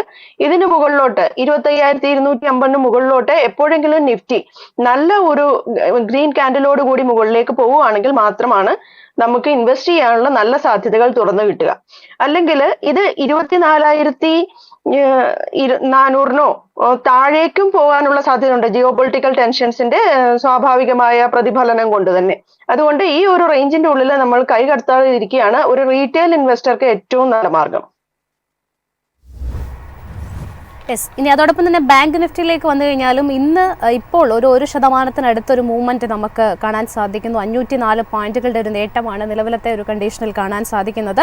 56,736 എന്നുള്ള ഒരു ഡേ ഹൈ ടച്ച് ചെയ്തിട്ടുണ്ട് Nifty bank index. Nifty bank ഇൻഡെക്സിന്റെ ഒരു ബുള്ളിഷ് സെന്റിമെന്റ് തുടരാനുള്ള ഒരു സാധ്യത എത്രമാത്രമാണ്? നിഫ്റ്റി ബാങ്കും കുറച്ചൊരു കൺസോൾ ലെവലിൽ തന്നെയാണ് പോയിക്കൊണ്ടിരിക്കുന്നത്. ഇപ്പൊ നമ്മൾ ആ ഹൈ ലെവൽ നോക്കുവാണെങ്കിൽ 9th ജൂണിലാണ് അത് ഏറ്റവും ഹയസ്റ്റ് ഹൈ ഫോം ചെയ്തേക്കുന്നത്. ഇതിപ്പോ ആ ഒരു വാല്യൂ നമ്മൾ നോക്കുവാണെങ്കിൽ 57,150 എന്നുള്ള റേഞ്ച് അറൌണ്ട് അടുത്ത് വരും. താഴേക്ക് ഒരു റേഞ്ച് ഇത് ഫോം ചെയ്തേക്കുന്നത് 55,100 55,150 എന്നും പറയാം. ആ ഒരു റേഞ്ചിലാണ്. അപ്പൊ ഈ 57,000-നും 55,150 എന്നുള്ള റേഞ്ചിനും ഇടയിൽ ഈ ബാങ്ക് നിഫ്റ്റി നിൽക്കുന്നിടത്തോളം കാലം ഇതില് നമ്മൾ കുറച്ച് സൂക്ഷിക്കണം. ഈ പഴയ ഹൈ ആയ 9th ജൂണിന് ഫോം ചെയ്ത ഹൈ ആയ 57,050 എന്നുള്ള റേഞ്ചിന് ബ്രേക്ക് ചെയ്തുകൊണ്ട് മുകളിലേക്ക് ബാങ്ക് നിഫ്റ്റിക്ക് കടക്കാൻ കഴിഞ്ഞാൽ മാത്രം ഇതിൽ ഇൻവെസ്റ്റ് ചെയ്യുക. കാരണം ഓൾറെഡി നമ്മൾ ബാങ്ക് നിഫ്റ്റി നോക്കുമ്പോൾ കാണാൻ പറ്റും ബാക്കി ഇൻഡെക്സുകളെ അപേക്ഷിച്ച് കുറച്ച് ഹൈ ആണ്. ഇപ്പൊ ഈ ഒരു സമയത്ത് നമ്മൾ ഇതില് ഇൻവെസ്റ്റ് ചെയ്തിട്ടുണ്ടെങ്കിൽ ചിലപ്പം നഷ്ടങ്ങൾ സഹിക്കേണ്ടി വരും. ഓക്കെ, നമ്മളിനി സ്റ്റോക്ക് സ്പെസിഫിക്കിലേക്ക് പോയി കഴിഞ്ഞാൽ ഇന്ന് കൊച്ചിൻ ഷിപ്പ്യാർഡിന്റെ ഓഹരികളിൽ ഒരു പ്രോഫിറ്റ് ടേക്കിംഗ് ആണ് കാണുന്നത്. 2.5% ഒരു ഇടിവ് സ്റ്റോക്ക് രേഖപ്പെടുത്തുന്നുണ്ട്. കൊച്ചിൻ ഷിപ്പ്യാർഡിനെ സംബന്ധിച്ചിടത്തോളം ലക്ഷറി റിവർ ക്രൂയിസ് വെസൽസ് നിർമ്മിക്കുന്നതിനായിട്ട് ഏകദേശം 100 മുതൽ 250 കോടിയുടെ ഒരു ഓർഡർ ലഭിച്ചിട്ടുണ്ട് എന്നുള്ള ഒരു വാർത്തകളാണ് ഇന്ന് ഏറ്റവും അധികം ഇമ്പോർട്ടൻ്റ് ആയിട്ട് വന്നിട്ടുള്ളത്. കൊച്ചിൻ ഷിപ്പ്യാർഡിന്റെ ഒരു പെർഫോമൻസ് നമ്മൾ പരിശോധിക്കുകയാണെന്നുണ്ടെങ്കിൽ കഴിഞ്ഞ കുറേ കോൺസിക്യൂട്ടീവ് സെഷനുകളിലായിട്ട് ഒരു നേട്ടം തുടരുന്നതായിട്ട് കാണാൻ സാധിക്കുന്നുണ്ട്. നിലവിലത്തെ ഈ ഒരു ട്രെൻഡിൽ കൊച്ചിൻ ഷിപ്പ്യാർഡിൽ പ്രധാനമായിട്ടും വാച്ച് ചെയ്തിരിക്കേണ്ട ലെവൽസ് ഏതൊക്കെയാണ്? ഒപ്പം ഈ ഒരു സ്റ്റോക്കിൽ മാമിന്റെ ഒരു ടേക്ക് എങ്ങനെയാണ്? കൊച്ചിൻ ഷിപ്പ്യാർഡ് ഇന്ന് ഫോം ചെയ്തേക്കുന്ന ഹൈ 2278 എന്നുള്ള പോയിന്റ് ആണ്. ശേഷം അത് താഴേക്കാണ് വന്നുകൊണ്ടിരിക്കുന്നത്. ഇപ്പൊ നമ്മൾ നോക്കിയാൽ കാണാൻ പറ്റും, ഇപ്പം മൂവിംഗ് ആവറേജസ് നമ്മൾ പ്ലോട്ട് ചെയ്യുകയാണെങ്കിൽ 8 ഡേ മൂവിംഗ് ആവറേജസും 20 ഡേ മൂവിംഗ് ആവറേജസും പ്ലോട്ട് ചെയ്യുകയാണെങ്കിൽ കൊച്ചിൻ ഷിപ്പ്യാർഡ് കഴിഞ്ഞ ഒരാഴ്ചയായിട്ട് ഈ 20 ഡേ മൂവിംഗ് ആവറേജിൽ നല്ലവണ്ണം സപ്പോർട്ട് എടുത്തുകൊണ്ടിരിക്കുകയാണ്. ഇപ്പം അത് 8 ഡേ മൂവിംഗ് ആവറേജിലെ സപ്പോർട്ടാണ് ഇന്ന് നിൽക്കുന്നത്. ഇത് നല്ലൊരു റെഡ് ക്യാൻഡിൽ ആയിട്ട് കുറച്ചും കൂടെ താഴേക്ക് വന്ന് ഈ 20 ഡേ മൂവിംഗ് ആവറേജ് ആയ ഏകദേശം 2100 അടുത്ത് സപ്പോർട്ടിൽ എടുക്കുകയാണെങ്കിൽ ഇവിടുന്ന് ഒരു ഗ്രീൻ ക്യാൻഡിൽ മുകളിലേക്ക് കയറുകയാണെങ്കിൽ ഇത് നല്ല ഒരു നേട്ടത്തിന് സാധ്യതയുള്ള സ്റ്റോക്ക് തന്നെയാണ്. ഇതിന്റെ പി വാല്യുവേഷൻ നമ്മൾ നോക്കുകയാണെങ്കിൽ നമുക്ക് മനസ്സിലാവും ഇത് ഒരു ഉയർന്ന വാല്യുവേഷനിലാണ് നിൽക്കുന്നത്. പക്ഷെ ഫണ്ടമെന്റൽസ് ശരിയായതുകൊണ്ടും കഴിഞ്ഞ മെയ് തുടങ്ങി ഇപ്പോൾ വരെയുള്ള ഈ ഗ്രീൻ ക്യാൻഡിൽസ് വോളിയൂംസിന്റെ ഇംപ്രൂവ്മെന്റ് കൊണ്ടും നമുക്ക് ഇതിൽ കുറച്ചും കൂടെ ശ്രദ്ധേയമായ ഒരു നേട്ടം കൈവരിക്കാൻ സാധ്യതയുണ്ട്. ജസ്റ്റ് ആ 20 ഡേ മൂവിംഗ് ആവറേജ് എന്നുള്ള ലെവൽ, അതായത് 2100 എന്നുള്ള ലെവലിലെ സപ്പോർട്ട് നമ്മൾ കൃത്യമായി നിരീക്ഷിച്ചുകൊണ്ടിരിക്കുക. അവിടെ ഒരു നല്ല ഗ്രീൻ ക്യാൻഡിലോടുകൂടി ഉയർച്ചയോടുകൂടി നല്ല വോളിയത്തോടു കൂടി മുകളിലേക്ക് പോവുകയാണെങ്കിൽ മാത്രം ഇതിൽ ഇൻവെസ്റ്റ് ചെയ്യുക. ഓക്കെ, മറ്റൊരു സ്റ്റോക്ക് ദേവയാനി ഇന്റർനാഷണൽ ആണ്. ഇന്ന് 1% കൂടുതൽ ഒരു സ്റ്റോക്ക് നേട്ടം രേഖപ്പെടുത്തുന്നുണ്ട്. കമ്പനിയെ സംബന്ധിച്ചിടത്തോളം പറയുകയാണെന്നുണ്ടെങ്കിൽ പോപ്പുലർ ബ്രാൻഡായിട്ടുള്ള പിസ്സ ഹട്ട്, അതോടൊപ്പം തന്നെ KFC, കോസ്റ്റ കോഫി എന്നിവയുടെയൊക്കെ ഫ്രാഞ്ചൈസി നടത്തുന്ന ഒരു കമ്പനിയാണ് ദേവയാനി ഇന്റർനാഷണൽ. ഈ കമ്പനിയുടെ ഒരു പെർഫോമൻസ് നമ്മൾ പരിശോധിക്കുകയാണെന്നുണ്ടെങ്കിൽ ഒരു 52 വീക്ക് ഹൈ രേഖപ്പെടുത്തിയിരിക്കുന്നത് ലാസ്റ്റ് ഇയർ സെപ്റ്റംബറിലാണ് 222 രൂപ എന്നുള്ളൊരു നിലവാരത്തിൽ. നിലവിൽ ട്രേഡ് ചെയ്യുന്ന ഒരു ലെവൽ പരിശോധിച്ച് കഴിഞ്ഞാൽ 168 രൂപ എന്നുള്ളതാണ്. ഈ ഒരു പെർഫോമൻസ് മാം എങ്ങനെയാണ് വിലയിരുത്തുന്നത്? നമുക്ക് ഇതില് ദേവയാനി ഇന്റർനാഷണലിൽ ചിന്തിക്കുമ്പോഴത്തേക്കും first RSI value MACD value നോക്കാം. രണ്ടും പോസിറ്റീവ് ആയിട്ട് മൂവ് ചെയ്യാനുള്ള തയ്യാറെടുപ്പിലാണ്. ഇപ്പൊ MACD വാല്യൂസ് നോക്കുവാണെങ്കിൽ ക്രോസ് ഓവറിൽ നിന്നുകൊണ്ടിരിക്കുകയാണ്. സിഗ്നൽ ലൈനിനെ കട്ട് ചെയ്തുകൊണ്ട് പ്രൈസ് ലൈൻ മുകളിലേക്ക് പോകാനുള്ള ചാൻസ് ഉണ്ട് MACD ലൈൻ. നെക്സ്റ്റ് നമുക്ക് നോക്കാൻ പറ്റുന്നത് RSI ലെവലാണ്. അത് ഏകദേശം 47 അടുത്ത് ഇന്ന് വാല്യൂ ഫോം ചെയ്തിട്ടുണ്ട്. പക്ഷെ നമ്മൾ മുകളിലോട്ട് മൂവ് ചെയ്തുകൊണ്ട് ഇനി വോളിയം ക്യാൻഡിൽസ് ശ്രദ്ധിക്കുകയാണെങ്കിൽ ഇവിടെ വലിയതായിട്ടുള്ള ഒരു മൂവ്മെന്റ് നടന്നിട്ടില്ല ഇതുവരേക്കും. അറ്റ്ലീസ്റ്റ് ഇതുവരെയുള്ള കാലഘട്ടത്തിൽ ഇപ്പൊ നമ്മൾ കഴിഞ്ഞ ജാനുവരി സമയത്താണ്, അല്ലെങ്കിൽ ജാനുവരി സമയത്തുള്ള ആ ഒരു മൂവ്മെന്റ് നമുക്ക് ഇതുവരേക്കും കിട്ടിയിട്ടില്ല എന്ന് ചിന്തിക്കണം. വോളിയം ക്യാൻഡിൽസ് മാത്രം നമ്മൾ ശ്രദ്ധിക്കുകയാണെങ്കിൽ ഇത് ഏറ്റവും കൂടുതൽ ലോ ഫോം ചെയ്തേക്കുന്നത് കഴിഞ്ഞ April 7 അത് ആ ഒരു ലോ ആയ 134 നിന്നാണ് ഇത് മുകളിലേക്ക് ഉയർന്നുകൊണ്ടിരിക്കുന്നത്. പക്ഷെ ഇപ്പൊ ഇവിടെ ഒരു നല്ല ഒരു റേഞ്ച് ഫോം ചെയ്തിട്ടുണ്ട്. കഴിഞ്ഞ കുറച്ച് ദിവസങ്ങളിലെ ചാനൽ നമ്മൾ നോക്കുകയാണെങ്കിൽ ഇപ്പം കഴിഞ്ഞ മെയ് തുടങ്ങി ഇങ്ങോട്ട് നോക്കുവാണെങ്കിൽ ഡൗൺ ട്രെൻഡ് എന്നും പറയാം. എന്നാൽ കഴിഞ്ഞ ഏപ്രിൽ തുടങ്ങി ഇങ്ങോട്ടേക്ക് നോക്കുവാണെങ്കിൽ ഈ ജൂൺ വരെ നമ്മൾ നോക്കുവാണെങ്കിൽ കുറച്ചൊരു നല്ല റേഞ്ചിലും ഫോം ചെയ്തേക്കാണ്. അപ്പൊ ഈ റേഞ്ച് എന്ന് നമ്മൾ ശ്രദ്ധിച്ചു നോക്കിയാൽ 200-നും 160-നും ഇടയ്ക്കുള്ള റേഞ്ചാണ്. ആ 160-ൽ നിന്നാണ് ഇന്നലെ അത് സപ്പോർട്ട് എടുത്ത് മുകളിലേക്ക് പോയിരിക്കുന്നത്. സ്റ്റിൽ നമ്മൾ ഇതിനകത്ത് പ്രധാനമായിട്ട് ശ്രദ്ധിക്കേണ്ട ഒരു കാര്യം, എല്ലാ മൂവിംഗ് ആവറേജുകൾക്കും കീഴെയാണ് ഇപ്പോഴും ട്രേഡ് ചെയ്തുകൊണ്ടിരിക്കുന്നത്. ഇത്രയും താഴെ ട്രേഡ് ചെയ്തുകൊണ്ടിരിക്കുന്ന ഒരു സ്റ്റോക്കിൽ റീറ്റെയിൽ ഇൻവെസ്റ്റേഴ്സ് വലിയ ഒരു ഗ്രീൻ വോള്യം ഇല്ലാതെ ഇൻവെസ്റ്റ് ചെയ്യുന്നതിൽ എനിക്ക് പ്രത്യേകിച്ച് താല്പര്യമൊന്നുമില്ല. പക്ഷെ കുറച്ച് റിസ്ക് എടുക്കാം എന്ന് താല്പര്യമുള്ളവർക്ക് ശ്രദ്ധിച്ചുകൊണ്ടിരിക്കാൻ പറ്റുന്ന ഒരു സ്റ്റോക്കാണിത്. എന്നാലും 175-ന് മുകളിലേക്ക് നല്ലൊരു ഗ്രീൻ ക്യാൻഡിൽ ഫോം ചെയ്തതിന് ശേഷം മാത്രം ഇതിൽ ഇൻവെസ്റ്റ് ചെയ്യാൻ ശ്രദ്ധിക്കുക. അല്ലെങ്കിൽ ഇതൊരു റെക്കമെൻഡഡ് സ്റ്റോക്ക് അല്ല. യെസ്, ഇന്നിനിപ്പോൾ ഒരു സ്റ്റോക്ക് ചോദിക്കാനുള്ളത് ഡിക്സൺ ടെക്നോളജീസ് ആണ്. ഓൾമോസ്റ്റ് ഒരു ഫ്ലാറ്റ് നെഗറ്റീവ് ടോണിലാണ് സ്റ്റോക്ക് ട്രേഡ് ചെയ്യുന്നത്. ഡിക്സന്റെ ഒരു പെർഫോമൻസ് പരിശോധിച്ച് കഴിഞ്ഞാൽ നിലവിൽ 14,522 രൂപ എന്നുള്ളൊരു നിലവാരത്തിലാണ് ട്രേഡ് ചെയ്യുന്നത്. ഡിക്സനെ സംബന്ധിച്ചിടത്തോളം തുടർച്ചയായിട്ട് വന്നുകൊണ്ടിരിക്കുന്ന ഓർഡേഴ്സ്, അതിനോടൊപ്പം തന്നെയുള്ള ഒരു അപ്ഡേഷൻസ്, കരാറുകളൊക്കെ തന്നെയാണ് ഈ കമ്പനിയെ മുന്നോട്ട് നയിക്കുന്നത് എന്ന് തന്നെ പറയാം. ഡിക്സണിലുള്ള മാമിന്റെ ഒരു ടേക്ക് എങ്ങനെയാണ്? ഡിക്സണ് പേഴ്സണലി എനിക്കൊരു പോസിറ്റീവ് അപ്രോച്ച് ആണ്. കാരണം കഴിഞ്ഞ 2-3 ദിവസങ്ങളിലായിട്ട് ഇത് നല്ല ഗ്രീൻ കാൻഡിൽസ് ഫോം ചെയ്ത് തുടങ്ങിയിട്ടുണ്ട്. എന്നാലും ഇത് ഒരു ഡൗൺ ട്രെൻഡ് ഫോം ചെയ്തിട്ടുള്ള സമയമാണ് ഇപ്പോഴും. ഉദാഹരണത്തിന് ഇപ്പൊ നമ്മൾ നോക്കുവാണെങ്കിൽ 20th മെയ് തുടങ്ങി ഇങ്ങോട്ടേക്കുള്ള സമയം നോക്കുവാണെങ്കിൽ നമ്മൾക്ക് ഒരു ഡേ ടൈം ചാർട്ടിൽ നമുക്കൊരു ഡൗൺ ട്രെൻഡ് കാണാൻ പറ്റും. അത് മാത്രമല്ല ഇപ്പോഴും വലിയ മൂവിങ് ആവറേജുകൾക്കെല്ലാം 50 ഡേ 100 ഡേ മൂവിങ് ആവറേജുകൾക്കെല്ലാം കുറച്ച് അടുത്താണ് ഇത് ട്രേഡ് ചെയ്തുകൊണ്ടിരിക്കുന്നത്. 20 ഡേ മൂവിങ് ആവറേജിൽ അത് സപ്പോർട്ട് എടുക്കാൻ ട്രൈ ചെയ്യുകയാണ്. ഇന്നലെ ഫോം ചെയ്തേക്കുന്ന ഗ്രീൻ ക്യാൻഡില് നല്ല സപ്പോർട്ടോട് കൂടി വോളിയൂമും വന്നിട്ടുണ്ട്. മാത്രമല്ല ഒരു ചെറിയ ഇംപ്രൂവ്മെന്റ് RSIയിലും നമുക്ക് കാണാൻ പറ്റുന്നുണ്ട്, ഒരു 42 ഒക്കെ. പിന്നെ നമുക്ക് താഴോട്ട് ശ്രദ്ധിച്ച് MACD നോക്കുവാണെങ്കിൽ സിഗ്നൽ ലൈനിനെ കട്ട് ചെയ്യാൻ വേണ്ടിയിട്ട് MACD ലൈൻ ട്രൈ ചെയ്തുകൊണ്ടിരിക്കുകയാണ്. അതും ശ്രദ്ധിക്കണം. ഇനിയുള്ള ഒരു കാര്യം, ഇതിന്റെ ഫണ്ടമെന്റൽസ് ശ്രദ്ധിച്ചിട്ടുണ്ടെങ്കിൽ നമുക്ക് കാണാൻ പറ്റുന്നത് ഇതിന്റെ PE റേഷ്യോ ഒരു ആവറേജ് 5 ഇയർ ആവറേജ് PE റേഷ്യോയുടെ താഴെയാണ് ഇത് ട്രേഡ് ചെയ്തുകൊണ്ടിരിക്കുന്നത് ഇപ്പോഴും. ഇവിടെ ഈ ഒരു റേഞ്ച് ഉള്ള, അതായത് 13,720 എന്നുള്ള റേഞ്ചിനും 1450 എന്നുള്ള റേഞ്ചിനും അതൊരു നല്ല കൺസോളിഡേഷൻ കുറച്ചു കാലത്തേനെങ്കിലും ഫോം ചെയ്യുകയാണെങ്കിൽ മുന്നേ സൂരജ് സാർ പറഞ്ഞ പോലെ നമുക്കൊരു നല്ല പ്രൈസ് കറക്ഷൻ, ഒരു ടൈം കറക്ഷനും കിട്ടാൻ സാധ്യതയുണ്ട്. അത് കിട്ടിക്കഴിഞ്ഞ് ഇവിടുന്ന് ഒരു ഗ്രീൻ ക്യാൻഡിലോട് കൂടി ഇത് മുകളിലേക്ക് പോവുകയാണെങ്കിൽ നല്ല ഒരു മൂവ്മെന്റ് ഡിക്സൺ കാണിക്കാൻ സാധ്യതയുണ്ട്. കാരണം ഫണ്ടമെന്റൽസ് ഡിക്സൺ വളരെ നല്ല കമ്പനിയാണ്. ഹരിപ്രിയ മാമാണ് ഇപ്പോൾ മാർക്കറ്റിന്റെ ഒരു ഔട്ട്ലുക്കും പ്രധാനപ്പെട്ട സ്റ്റോക്കുകളുടെ ഡീറ്റെയിൽസും നൽകിയിട്ടുണ്ടായിരുന്നത്. Thank you ma'am. Thank you Jasmine. Yes sir, നമ്മൾ ഇനിയിപ്പോൾ പ്രേക്ഷകരുടെ ഒരു ക്വയറിയിലേക്കാണ് പോകുന്നത്. നമ്മൾ പലപ്പോഴായിട്ട് ഈ പല സ്റ്റോക്കുകളിൽ ഷെയർ മാനിപ്പുലേഷൻ അല്ലെങ്കിൽ സ്റ്റോക്ക് മാനിപ്പുലേഷനൊക്കെ തന്നെ നടക്കുന്നുണ്ട്. അത്തരത്തിലുള്ള സ്റ്റോക്ക് മാനിപ്പുലേഷൻ നടത്തി ഒരു സ്റ്റോക്കിനെ പൊക്കിക്കൊണ്ടുവന്ന് പിന്നീട് അതിനെ താഴേക്ക് കൊണ്ടുപോയിട്ട് പ്രോഫിറ്റ് അതിനകത്തുനിന്ന് എടുത്തുകൊണ്ട് പലപ്പോഴും പലരും എക്സിറ്റ് ചെയ്യുന്ന ഒരു പ്രക്രിയയൊക്കെ നമ്മൾ കണ്ടിട്ടുണ്ട്. ഇപ്പോൾ ഒരു ക്വയറി വന്നിട്ടുള്ളത് ഷെയർ പ്രൈസിൽ മാനിപ്പുലേഷൻ നടത്തുന്നതിനെ കുറിച്ച് വിശദീകരിക്കാമോ എന്നതാണ്. അപ്പോൾ അതിലേക്ക് പോവാം. ജാസ്മിൻ, അത് ആക്ച്വലി എല്ലാ സ്റ്റോക്ക് മാർക്കറ്റിലും വേൾഡ് ഓവർ എല്ലാ സ്റ്റോക്ക് മാർക്കറ്റിലും ഈ സ്റ്റോക്ക് മാർക്കറ്റ് ഈ എന്താ പറയുക ഒരു സ്കാംസ് അല്ലെങ്കിൽ ഷെയറിന്റെ വില അടിച്ചു പൊക്കി മാനിപ്പുലേഷൻ ചെയ്യുന്ന എല്ലായിടത്തും ഉണ്ട്. ബട്ട് ഇന്ത്യൻ മാർക്കറ്റിന് ചില 2-3 പ്രത്യേകതകളുണ്ട്. ഓക്കെ, ഒന്ന് ജനറൽ ആയിട്ടുള്ള ഒരു കാര്യം ഞാൻ ആദ്യം തന്നെ പറയാം.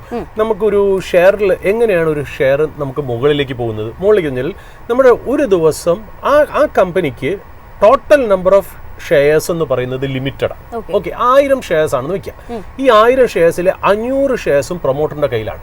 ബാക്കി 500 ഷെയർസേ ഈ സ്റ്റോക്ക് മാർക്കറ്റിൽ കിടന്ന് ട്രേഡ് ചെയ്യുന്നുള്ളൂ എന്നുള്ളതാണ് അതിൻ്റെ അകത്ത് ബേസിക് ഇൻഫർമേഷൻ നമ്മൾ അറിയണം. എന്തുകൊണ്ടൊരു ഷെയർ മുകളിലേക്ക് പോകുന്നു? Number of buyers is higher than number of sellers. Buyers കൂടുതൽ വരുന്നു, സെല്ലേഴ്സ് കുറവാണെങ്കിൽ അവർ മുകളിലോട്ടിട്ടിട്ട് സെല്ലറിനെ മോഹിപ്പിക്കുന്നു. അങ്ങനെ സെല്ലർ മുകളിലോട്ടിട്ട് സെല്ല് ചെയ്യുമ്പോഴാണ് ഒരു സ്റ്റോക്ക് മുകളിലേക്ക് പോകുന്നത് എന്നുള്ള. ഓക്കെ, നേരെ തിരിച്ചാണ് നമ്മളൊരു സ്റ്റോക്ക് താഴേക്ക് വരും. അതായത് number of sellers is higher than number of buyers. അപ്പൊ നമ്മൾ കുറച്ച് ബയേഴ്സേ ഉള്ളൂ, അവർ താഴോട്ടിട്ടാണ് ചോദിക്കുന്നത്. അപ്പൊ സെല്ല് ചെയ്യുന്ന ആൾക്ക് ഒരു ഇമീഡിയറ്റ് ആയിട്ട് പൈസ വേണമെന്നുണ്ടെങ്കിൽ അവർ താഴേക്ക് സെല്ല് ചെയ്യുന്നു. അപ്പോൾ ഒരു സ്റ്റോക്കിന്റെ പ്രൈസ് താഴേക്ക് വരുന്നു. അപ്പോൾ ഒരു ഡിമാൻഡ് ആൻഡ് സപ്ലൈ എന്താണ് സ്റ്റോക്ക് മാർക്കറ്റിൽ അല്ലെങ്കിൽ ഒരു ദിവസം ട്രേഡിംഗിൽ സംഭവിക്കണേ എന്നുള്ളത് ഇത് ബേസിക് ആയിട്ട് മനസ്സിലാക്കാൻ വേണ്ടിയാണ് ഞാനൊരു ഇൻഫർമേഷൻ പറഞ്ഞത്. രണ്ടാമത് ഇന്ത്യൻ മാർക്കറ്റിന്റെ ഒരു സ്പെഷ്യാലിറ്റിയാണ്. ഇന്ത്യൻ മാർക്കറ്റിന്റെ സ്പെഷ്യാലിറ്റി എന്ന് വെച്ചാൽ Indian market unlike other global markets നമ്മുടെ ഇവിടെ കൂടുതലും സ്റ്റോക്ക് മാർക്കറ്റിൽ ലിസ്റ്റ് ചെയ്തിരിക്കുന്ന കമ്പനികൾ ഫാമിലി റൺ ബിസിനസ്സസ് ആണ്. അതായത് promoter driven family run businesses ആണ്. അത് ഞാൻ എന്തുകൊണ്ട് അങ്ങനെ പറയുന്നു വെച്ചാൽ നമ്മുടെ മാർക്കറ്റിൽ ഒരു സവിശേഷത എന്ന് വെച്ചാൽ ഇവിടെ പല കമ്പനികളിലും പ്രൊമോട്ടറിന്റെ ഹോൾഡിംഗ് 50% മുതൽ 75%. ഇപ്പൊ ഡിക്സന്റെ ഒക്കെ കേസിൽ നമ്മളിപ്പോൾ 32% പറഞ്ഞു എന്നുള്ളതല്ലേ. പിന്നെ മിക്ക കമ്പനികളും നമ്മൾ ഈ നോക്കുകയാണെങ്കിൽ 50% മുതൽ 75% വരെ. നമ്മൾ മാർക്കറ്റിൽ ഫ്രീ ഫ്ലോട്ട് എന്ന് പറയുന്ന ഒരു വേർഡ് ഉണ്ട്. ഫ്രീ ഫ്ലോട്ട് എന്ന് പറഞ്ഞാൽ എന്താ? പ്രൊമോട്ടറിനും പ്രൊമോട്ടറിന്റെ റിലേറ്റഡ് ആയിട്ടുള്ള ആൾക്കാരുടെയും ഷെയർസ് മാറ്റി വെച്ചിട്ട് ബാക്കിയുള്ള ഷെയർസിനെയാണ് നമ്മൾ ഈ പറയുന്ന പോലെ ഫ്രീ ഫ്ലോട്ട് എന്ന് പറയുന്നത്. ഫ്രീ ഫ്ലോട്ട് എന്ന് പറഞ്ഞാൽ that part of shares which are tradable. ഇത് എപ്പോൾ വേണമെങ്കിലും ട്രേഡ് ചെയ്യാം. ഓൺ അസംഷൻസ് ദാറ്റ് പ്രൊമോട്ടർ എപ്പോഴും എടുത്ത് ട്രേഡ് ചെയ്യില്ല. അപ്പൊ നമുക്ക് ഒരു 75%, ഒരു 100 ഷെയർ ഉള്ള ഒരു കമ്പനിയിൽ 75 ഷെയർസും പ്രൊമോട്ടറാണ് ഹോൾഡ് ചെയ്യണമെങ്കിൽ ഈ 75 എപ്പോഴും ട്രേഡ് ചെയ്യില്ല. അപ്പൊ അതിനെ മാറ്റി വെച്ചിട്ട് ബാക്കി 25 എപ്പോഴും ട്രേഡ് ചെയ്യുന്നത്. അതാണ് ഈ ഫ്രീ ഫ്ലോട്ട് എന്ന് നമ്മൾ സാധാരണ ടെക്നിക്കലായിട്ട് മാർക്കറ്റിൽ പറയുന്നത്. ഇന്ത്യൻ മാർക്കറ്റിന്റെ പ്രത്യേകത ഞാൻ നേരത്തെ പറഞ്ഞല്ലോ, ഈ പറഞ്ഞ പോലെ ആദ്യം നമ്മൾ ഡിമാൻഡ് ആൻഡ് സപ്ലൈ സ്റ്റോക്കിൽ എങ്ങനെയാണ് വർക്ക് ചെയ്യണമെന്ന് പറഞ്ഞു. രണ്ടാമത് ഇന്ത്യൻ മാർക്കറ്റിലെ പ്രത്യേകത എന്ന് വെച്ചാൽ ഇന്ത്യൻ മാർക്കറ്റിൽ 50 തൊട്ട് 75% വരെ ഷെയർ ഹോൾഡിംഗ് മിക്കപ്പോഴും പ്രൊമോട്ടറിന്റെ കയ്യിലായിരിക്കും. അപ്പോൾ ബാക്കിയുള്ള 25% നമ്മൾ ഫ്രീ ഫ്ലോട്ട് എന്ന് പറയും. ഇപ്പോൾ ഇന്ത്യൻ മാർക്കറ്റിൽ നമ്മളൊരു വ്യക്തി 100 കോടി, ഒരു എക്സാമ്പിൾ പറയട്ടെ, ഒരു 100 കോടി നമ്മൾ ഇൻവെസ്റ്റ് ചെയ്യാനായിട്ട് നമ്മൾ ആ കമ്പനിയിലേക്ക് വരുന്നു എന്ന് വിചാരിക്കാം. 75% പ്രൊമോട്ടർ ഹോൾഡിംഗ് ഉള്ള കമ്പനിയിൽ ഇൻവെസ്റ്റ് ചെയ്യാൻ വരുമ്പോൾ ആ 25% നിന്നെല്ലാം മേടിക്കാൻ പറ്റുള്ളൂ. അപ്പോൾ ആ ഒരു ചെറിയ ഇക്വിറ്റി ബേസ് ആണ് ഇന്ത്യൻ മാർക്കറ്റിലുള്ളത്. അതായത് പ്രൊമോട്ടറും ചേർത്ത് ബാക്കിയുള്ള ഫ്രീ ഫ്ലോട്ടും ചേർത്ത് ഇന്ത്യൻ മാർക്കറ്റിന്റെ ഇക്വിറ്റി ബേസ് എന്ന് പറഞ്ഞാൽ വളരെ ചെറുതാണ്. അപ്പം നമ്മളൊരു 100 കോടി ഈ കമ്പനിയിലേക്ക് ഡിപ്ലോയ് ചെയ്യുമ്പോൾ തന്നെ ഈ കമ്പനിയുടെ 5%, 8%, 10% നമ്മുടെ കയ്യിലിരിക്കും.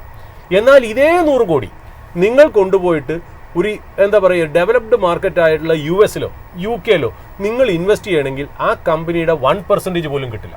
കാര്യം അവിടുത്തേക്ക് ഇക്വിറ്റി ബേസ് വളരെ വലുതാണ്. ഇന്ത്യൻ മാർക്കറ്റിൽ ഇക്വിറ്റി ബേസ് വളരെ ചെറുതാണ്. പ്രൊമോട്ടറിന് ഏതാണ്ട് നല്ല രീതിയിലുള്ള ഷെയർ ഹോൾഡിംഗും ഉണ്ട്. ഈ പ്രത്യേകത കാരണം ഒരുപാട് ഇന്നോവേറ്റീവ് ആയിട്ടുള്ള സ്റ്റോക്ക് മാനിപ്പുലേഷൻസ് ഇന്ത്യൻ മാർക്കറ്റിൽ നടക്കുന്നുണ്ടെന്നുള്ളതാണ് മറ്റുള്ള ഗ്ലോബൽ മാർക്കറ്റിൽ നടക്കാത്തത്. അപ്പോൾ ഇത് ബേസ് ആയിട്ട് പറഞ്ഞു വെച്ചിട്ടേ നമുക്ക് ഇന്ത്യൻ മാർക്കറ്റിലെ സ്റ്റോക്ക് മാനിപ്പുലേഷനെ കുറിച്ച് പറയാൻ പറ്റുള്ളൂ എന്നുള്ളതാണ് എൻ്റെ ബേസിക് പ്രിമൈസ്.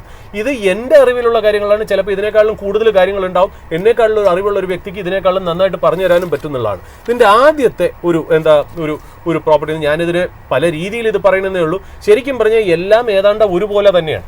ഞാൻ അതിനെ ഒന്ന് സ്പ്ലിറ്റ് ചെയ്ത് കുറച്ചുകൂടി ഒന്നൊരു എക്സാമ്പിളോടുകൂടി, എക്സാമ്പിൾ എന്നല്ല, ഒരു അണ്ടർസ്റ്റാൻഡിംഗ് ഉള്ള രീതിയിൽ ഞാൻ പറയുന്നുള്ളൂ. Pump and dump is A strategy of stock manipulation. Pump ചെയ്യുക, ഡംപ് ചെയ്യുക. അതെന്താണെന്ന് വെച്ചാൽ നമ്മൾ ഈ മീഡിയയിൽ കൂടെ, മീഡിയ എന്ന് പറയുമ്പോൾ എസ്പെഷ്യലി റെഗുലേറ്റഡ് മീഡിയാസ് ഒന്നും ഒരിക്കലും. ഇപ്പം നമ്മളെ പോലത്തെ റെഗുലേറ്റഡ് മീഡിയാസ് ആണെങ്കിൽ നമ്മൾ എന്തെങ്കിലും വൃത്തിയേടോ മാനിപ്പുലേഷനോ ചെയ്യുകയാണെങ്കിൽ നമ്മൾ റിപ്പോർട്ട് ചെയ്യണം, നമ്മൾ അതിനകത്ത് റെസ്പോൺസിബിലിറ്റി ഏറ്റെടുക്കണം. അതേസമയം ഒരു ഫേക്ക് അക്കൗണ്ടായ ഫേസ്ബുക്കോ ടെലഗ്രാമോ ഇൻസ്റ്റഗ്രാമോ വാട്സപ്പിൽ കൂടെയൊക്കെ നമ്മളൊരു ഇൻഫർമേഷൻ പാസ് ചെയ്യുമ്പോൾ അതിനൊരു ഓതന്റിസിറ്റി ഇല്ല. റൈറ്റ്? നമ്മൾ ഈ പറയുന്നില്ലേ, നമ്മൾ ഓരോ കാര്യം പറയുന്നില്ലേ, നിങ്ങളൊരു റിസർച്ച് അനലിസ്റ്റിനെ കൺസിഡർ ചെയ്തിട്ട് വേണം ഇൻവെസ്റ്റ് ചെയ്യാൻ, അല്ലെങ്കിൽ ഇൻവെസ്റ്റ്മെന്റ് അഡ്വൈസർ. ഇത് അങ്ങനെയൊന്നുമില്ല. അൺസോളിസിറ്റഡ്, ഈ എന്താ പറയുക, ഈ അൺരജിസ്റ്റേർഡ് ആയിട്ടുള്ള പ്ലാറ്റ്ഫോമിൽ കൂടി പല ഇൻഫർമേഷൻസും പാസ് ചെയ്യും. ഈ പാസ് ചെയ്യുമ്പോൾ അതിൽ ഇത് നടക്കാൻ ചാൻസ് ഉണ്ട്, ഒരു മെർജർ വരാൻ ചാൻസ് ഉണ്ട്, മറ്റേതുകൊണ്ട് ഇനി മേടിച്ചിട്ട് കിട്ടില്ല, ഇന്നാണ് ലാസ്റ്റ് ഡേ, നാളെ മുതൽ ഇത് കയറിപ്പോവും എന്നൊക്കെ പറഞ്ഞ് മനുഷ്യന്റെ സൈക്കോളജിയെ ഇൻഫ്ലുവൻസ് ചെയ്യുന്ന കുറേ കാര്യങ്ങൾ നമ്മുടെ മുന്നിലോട്ട് അങ്ങ് ഇട്ട് തരും. ഇട്ട് വരുമ്പോൾ നമ്മൾ നോക്കുമ്പോൾ ചെറുതായിട്ടൊന്ന് സ്റ്റോക്കും കയറണ പോലെ കാണും. അപ്പം നമ്മുടെ പൊതുവെ നമുക്ക് എല്ലാവർക്കും ഒരു സൈക്കോളജിക്കൽ ആസ്പെക്ട് ഉണ്ടല്ലോ, ഫോമോ, ഫിയർ ഓഫ് മിസ്സിംഗ് ഔട്ട്. ഇന്ന് മേടിച്ചില്ലെങ്കിൽ പിന്നെ അത് കിട്ടത്തേ ഇല്ല എന്നുള്ള വാക്കുകളൊക്കെ ഉപയോഗിക്കുമ്പോൾ നമ്മൾ ഇതിനെ കയറി ചേസ് ചെയ്യും. ഇത് കൂടുതലും നടക്കണം എങ്ങനത്തെ കമ്പനികളെന്നറിയോ? ലിക്വിഡിറ്റി അധികം ഇല്ലാത്ത 100 രൂപയ്ക്ക് താഴെയുള്ള കമ്പനി. കാര്യം എല്ലാ ഓപ്പറേറ്റേഴ്സിനും, അപ്പുറത്ത് കളിക്കുന്നവന്മാരെ നമ്മൾ പറയുന്ന ആരാന്നറിയോ? ഈ ചെയ്യുന്നവന്മാരെ, സ്റ്റോക്ക് പ്രൈസ് മാനിപ്പുലേറ്റ് ചെയ്യുന്നവരെ നമ്മൾ പറയുന്നത് ഓപ്പറേറ്റേഴ്സ് അല്ലെങ്കിൽ മാനിപ്പുലേറ്റേഴ്സ് എന്നാണ്. അവർക്കറിയാം നമ്മുടെ സൈക്കോളജി. ഒരു സാധാരണക്കാരന് എന്നും ഇഷ്ടം 100 രൂപയുടെ താഴെയുള്ള സ്റ്റോക്ക്. എന്തൊക്കെ വേർഡ്സ് ആണ്, എന്തൊക്കെ സെന്റൻസ് ആണ് നമ്മളെ മെന്റലി ഇൻഫ്ലുവൻസ് ചെയ്യണമെന്ന് അറിയാം. ഈ വക കാര്യങ്ങൾ, അതായത് പുതിയ സെക്ടറാണ്, ഇലക്ട്രിക് വെഹിക്കിൾസ് ആണ്, മറ്റാണെന്നൊക്കെ പറഞ്ഞ് നമ്മളെ പ്രലോഭിപ്പിക്കും.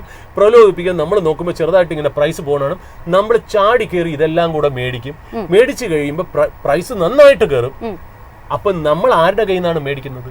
ഈ കഥ സൃഷ്ടിച്ചവന്മാരാണ് നമുക്ക് സെല്ല് ചെയ്ത് വരുന്നത് എന്നുള്ളത്. അവര് മുകളിലോട്ടിട്ട് സെല്ല് ചെയ്യും, നമ്മൾ മുകളിലോട്ടിട്ട് മേടിക്കും. അതായത് അവര് തന്നെ ഷെയറിനെ പമ്പപ്പ് ചെയ്യുന്നു, അവര് തന്നെ ആ ഷെയറിനെ ഡംപ് ചെയ്യുന്നു. ഇതിനെയാണ് പമ്പ് ആൻഡ് ഡംപ് സ്ട്രാറ്റജി. ഇപ്പൊ നമുക്കിപ്പോൾ നമ്മുടെ വാട്സപ്പിലേക്ക് പെട്ടെന്ന് ഒരു സ്റ്റോക്കിനെ കുറിച്ചൊരു മെസ്സേജ് കിട്ടി, ഇനി മേടിക്കാൻ കിട്ടില്ല, ഈ സ്റ്റോക്ക് നാളെ മുതലോ അടുത്ത ആഴ്ച മുതലോ പിന്നെ എല്ലാ ദിവസവും കണ്ടിന്യൂസ് സർക്യൂട്ട് ആയിരിക്കും. അത് ചിലപ്പോൾ 10 രൂപയുടെ സ്റ്റോക്കൊക്കെ ആണെങ്കിൽ നമ്മൾ ഇത്രയ്ക്ക് മേടിക്കാൻ വേണം 1 ലക്ഷം ഷെയർ ഒക്കെ നമ്മൾ മേടിക്കാൻ ശ്രമിക്കുന്നുള്ള. നമ്മൾ ഇതിന് ഓർഡർ ഇടുമ്പോൾ നമുക്ക് പെട്ടെന്ന് ഈ ഷെയർസ് കിട്ടും. സാർ ഒരു മിനിറ്റ്, നമ്മൾ ഈ ഇങ്ങനത്തെ ഇപ്പോൾ സാറ് പറഞ്ഞല്ലോ ഈ പമ്പ് ആൻഡ് ഡംപിനെ കുറിച്ചിട്ട്. അപ്പോൾ ഇങ്ങനത്തെ ഈ കാര്യങ്ങളിലൊക്കെ തന്നെ നിക്ഷേപകരെ സംബന്ധിച്ചിടത്തോളം ഒരുപാട് കമ്പനികൾ ഇങ്ങനെ വരുന്നുണ്ട്. ഈ പറഞ്ഞ പോലെ ചെറിയ വിലയിലുള്ള സ്റ്റോക്കുകൾ, ചെറിയ പൈസയിലുള്ള സ്റ്റോക്കുകളെയൊക്കെ തന്നെ ഇങ്ങനെ പൊക്കിക്കൊണ്ട് വന്ന് ഇന്ന് മേടിച്ചില്ലെങ്കിൽ അതിൻ്റെ ഒരു പ്രൈസ് നിങ്ങൾക്ക് കിട്ടാതായി പോകും, നിങ്ങൾക്ക് എടുക്കാൻ പറ്റാത്ത നിലയിലേക്കായി പോകും എന്നൊക്കെ പറഞ്ഞിട്ട് ഇതിനെ ഇങ്ങനെ ഹൈപ്പ് ചെയ്ത് കൊണ്ടുവരുമല്ലോ. സോ ഇതിനെ എങ്ങനെ നമ്മൾ ഐഡന്റിഫൈ ചെയ്യും എന്നുള്ളതാണ് ഒരു ക്വസ്റ്റ്യൻ ഉള്ളത്. ഇത് ഐഡന്റിഫൈ ചെയ്യുക എന്ന് പറഞ്ഞാൽ സാധാരണ ഇങ്ങനത്തെ കാര്യങ്ങൾക്ക് ചെന്ന് ഇടപെടാതിരിക്കുക എന്നുള്ളത് മാത്രമേ ഉള്ളൂ. കാര്യം നമ്മൾ എപ്പോഴും പറയുന്ന കാര്യം എന്താ, നിങ്ങളെ എങ്ങനെ മാർക്കറ്റിൽ പൊസിഷൻ ചെയ്യുന്നു എന്നുള്ളതാണ് അതിനകത്ത് ഇമ്പോർട്ടൻ്റ് ആയിട്ടുള്ള കാര്യം അല്ലേ. നമ്മളിപ്പോൾ ഞാൻ പറഞ്ഞ പോലെ എൻ്റെ വാട്സപ്പിലേക്ക് പെട്ടെന്ന് ഒരു ഇൻഫർമേഷൻ വന്നു, അതായത് ഈ സ്റ്റോക്ക് ഇനി മേടിക്കില്ല, ഇനി ഇന്ന് മേടിച്ചില്ലെങ്കിൽ കിട്ടില്ല എന്ന് പറയുമ്പോൾ ഞാൻ പറഞ്ഞു ഇപ്പോൾ ഒരു 10 രൂപയുടെ സ്റ്റോക്ക് ആണെങ്കിൽ നമ്മൾ 1 ലക്ഷത്തിൻ്റെ ഓർഡർ ഇട്ടു, നമുക്ക് അപ്പം തന്നെ ഈ ഓർഡർ നമുക്ക് കിട്ടിയെങ്കിൽ നമ്മൾ ആലോചിക്കണം ഇത് ആരാണ് സെല് ചെയ്യണം, ഇത്ര ഡിമാൻഡ് ഉള്ള സ്റ്റോക്ക് ആണെങ്കിൽ ആരിത് സെല് ചെയ്ത് തരണം എന്ന് നമ്മുടെ തലയിൽ ഒരിക്കലും പോകില്ല. നമ്മൾ ഇത് മേടിച്ച് വെച്ചിട്ട് നമ്മൾ ആരോടും പറയില്ല, ഈ ഇൻഫർമേഷനും പുറത്തു പറയില്ല, കിട്ടണമെങ്കിൽ പൈസ എനിക്ക് മാത്രം കിട്ടിയാൽ മതി എന്ന് മാത്രം ആലോചിക്കുന്ന ഒരു കമ്മ്യൂണിറ്റിയാണ് നമ്മളെന്ന് പറയുന്നത്. അപ്പം നമ്മളെ സംബന്ധിച്ച് ഇതൊരു സീക്രട്ട് ഇൻഫർമേഷൻ ആയിട്ട് നമ്മൾ മാത്രം പണക്കാരനായിട്ട് ആവാൻ പോകും. നമ്മൾ നല്ലൊരു എക്സ്പെർട്ടിനെ കണ്ട് ഇത് ചോദിക്കത്തുമില്ല, ഇതിനെക്കുറിച്ച് അഭിപ്രായം തേടുകയില്ല എന്നുള്ളതാണ് അതിനകത്ത് ഇമ്പോർട്ടൻ്റ് ആയിട്ടുള്ള കാര്യം. അപ്പോൾ ഇത് പമ്പ് ആൻഡ് ഡംപ് എന്ന് പറയുന്നത് വൺ ഓഫ് ദ സ്ട്രാറ്റജി എന്നുള്ളത് പറഞ്ഞു വയ്ക്കുന്നു. രണ്ടാമത് സർക്കുലർ ട്രേഡിംഗ്. സർക്കുലർ ട്രേഡിംഗ് എന്ന് പറഞ്ഞാൽ ഒരു കാർട്ടലുണ്ട്, അത് ഇന്ത്യയുടെ പല ഭാഗത്ത് നിന്നിരിക്കും. അവർ തമ്മിൽ അങ്ങോട്ടും ഇങ്ങോട്ടും ബൈയിങ്ങും സെല്ലിങ്ങും നടത്തും. അപ്പം നമ്മൾ സാധാരണ മാർക്കറ്റിൽ നമ്മൾ പറയാറില്ലേ, അതായത് ഒരു വോളിയം ഇൻഡിക്കേറ്റർ ഉണ്ട്. നമ്മൾ നോക്കുക, ഒരു ദിവസം ഒരു ഷെയറിൻ്റെ കൗണ്ടറിൽ 10,000 വോളിയമേ നടക്കുന്നുള്ളൂ. ആ 10,000-ന്റെ 10% മാത്രമേ ഡെലിവറി എടുക്കുന്നുള്ളൂ, ബാക്കിയൊക്കെ ഒരു ദിവസം ട്രേഡ് ചെയ്ത് കളയുന്നതാണ്. പെട്ടെന്ന് ഒരു ദിവസം, ഒരു മാസമായിട്ട് ഏതാണ്ട് 10, 12,000, 8,000 മാത്രം നടക്കുന്ന സ്ഥലത്ത് ഒരു ദിവസം നമ്മൾ നോക്കുമ്പോൾ 10 ലക്ഷം ഷെയർ ട്രേഡ് നടന്നു, അതിൻ്റെ 80% ഡെലിവറി നടന്നു എന്ന് നോക്കുമ്പോൾ നമ്മുടെ ഈ പല ടെക്നിക്കൽ ചാർട്ട് അനലൈസ് ചെയ്യുന്നവരുടെ ചാർട്ടിലേക്ക് ഒരു വോളിയം ബിൽഡപ്പ് ഒക്കെ ഇതിനകത്ത് കാണിക്കും. അപ്പോൾ ഈ ഇൻഫർമേഷൻ നാട്ടുകാരുടെ മുന്നിലേക്ക് എത്തും. അപ്പം നാട്ടുകാർ വിചാരിക്കുന്നത് എന്തോ അൺയൂഷ്വൽ ആയിട്ട് ഇത് സംഭവിക്കുന്നുണ്ട് എന്ന് നമ്മൾ വിചാരിക്കും. പക്ഷെ ഇത് ആർട്ടിഫിഷ്യലി ക്രിയേറ്റ് ചെയ്യുന്ന ഒരു ട്രേഡ് ആണെന്ന് നമുക്ക് ഒരിക്കലും മനസ്സിലാവില്ല. അത് ചെയ്യുന്നത് ഒരു കാർട്ടൽ ഓഫ് പീപ്പിൾ ഇന്ത്യയിൽ പല സ്ഥലത്തായിരിക്കും. ഒരാൾ ഇൻഡോറിലായിരിക്കും, ഒരാൾ ഹരിയാനയിലായിരിക്കും, ഒരാൾ ഗുജറാത്തായിരിക്കും, ഒരാൾ ബോംബെ ആയിരിക്കും, ഒരാൾ ആന്ധ്രാപ്രദേശിലായിരിക്കും. അങ്ങോട്ടും ഇങ്ങോട്ടും ഇവർ ആ ഒരു സർക്കിൾ, അതായത് അതിനാണ് സർക്കുലർ ട്രേഡിംഗ്. ഒരു സർക്കിൾ പോലെ നിന്ന് ഇവിടെ നിന്ന് അങ്ങോട്ട് കൊടുത്ത് അവിടെ നിന്ന് ഇങ്ങോട്ട് കൊടുത്ത് ഒരു ആർട്ടിഫിഷ്യൽ പ്രൈസസും വോളിയൂമും കാണിക്കും. ഷെയർ അങ്ങനെ പൊങ്ങണ പോലെ തോന്നും, കൂടുതൽ ആൾക്കാർ മേടിക്കാൻ വരും നമ്മളെപ്പോലുള്ളവർ, അപ്പോൾ ഷെയർ വീണ്ടും വീണ്ടും പോകും. അപ്പോഴത്തേക്കും ഇവർ ഈ പറഞ്ഞ പോലെ സെല്ല് ചെയ്ത് പുറത്തിറങ്ങും. ഇതാണ് സർക്കുലർ ട്രേഡിംഗ് എന്ന് വെച്ചാൽ this is the second form of manipulation. Third എന്ന് പറയുന്നത് ഈ പ്രൊമോട്ടറും ഓപ്പറേറ്ററും തമ്മിലുള്ള ഒരു കൊള്യൂഷൻ. അതായത് ഈ പ്രൊമോട്ടറിന് ഷെയർസ് വിൽക്കണം, എന്നാൽ അതിനകത്ത് വലിയ വോളിയം ഇല്ല, വലിയ ബയേഴ്സ് ഒന്നും പറയുന്നില്ല. കാര്യം നമ്മുടെ റെപ്യൂട്ടേഷൻ മോശമായി കിടക്കുന്നു, ഫണ്ടമെന്റൽസ് നന്നായി കിടക്കുന്നില്ല. അപ്പം നമ്മൾ എന്ത് ചെയ്യും, പ്രൊമോട്ടർ അല്ലെങ്കിൽ മാനിപ്പുലേറ്റേഴ്സ് ആയിട്ട് നമ്മൾ ഡീൽ സ്ട്രൈക്ക് ചെയ്യും. അപ്പോൾ അവരെന്ത് ചെയ്യും, ഈ മാനിപ്പുലേറ്റേഴ്സും ഓപ്പറേറ്റേഴ്സും പുറത്തു നിന്നുകൊണ്ട്, അപ്പോൾ പ്രൊമോട്ടറിന് കേടൊന്നുമില്ല കേട്ടോ, പ്രൊമോട്ടർ മാറി നിൽക്കും, പുറത്തു നിന്നുകൊണ്ട് ഇതിനെ ബേസ് ചെയ്ത് കുറേ ന്യൂസ് ഒക്കെ ഉണ്ടാക്കി ആർട്ടിഫിഷ്യൽ വോളിയം ഒക്കെ ഉണ്ടാക്കി നമ്മൾ പറഞ്ഞ എല്ലാ കാര്യങ്ങളും അതിനകത്ത് ചെയ്യും. നാട്ടുകാർ പുറകെ ചെന്ന് മേടിച്ച് പോകും. സെല്ല് ചെയ്യുന്നത് പ്രൊമോട്ടറാണ് എന്നുള്ള കാര്യത്തിൽ യാതൊരു സംശയവും ഉണ്ടാവില്ല. അതിൽ ഓപ്പറേറ്റേഴ്സിന് എങ്ങനെ പൈസ കൊടുക്കും, ഈ സെല്ല് ചെയ്യുന്നതിൻ്റെ ഒരു കമ്മീഷൻ.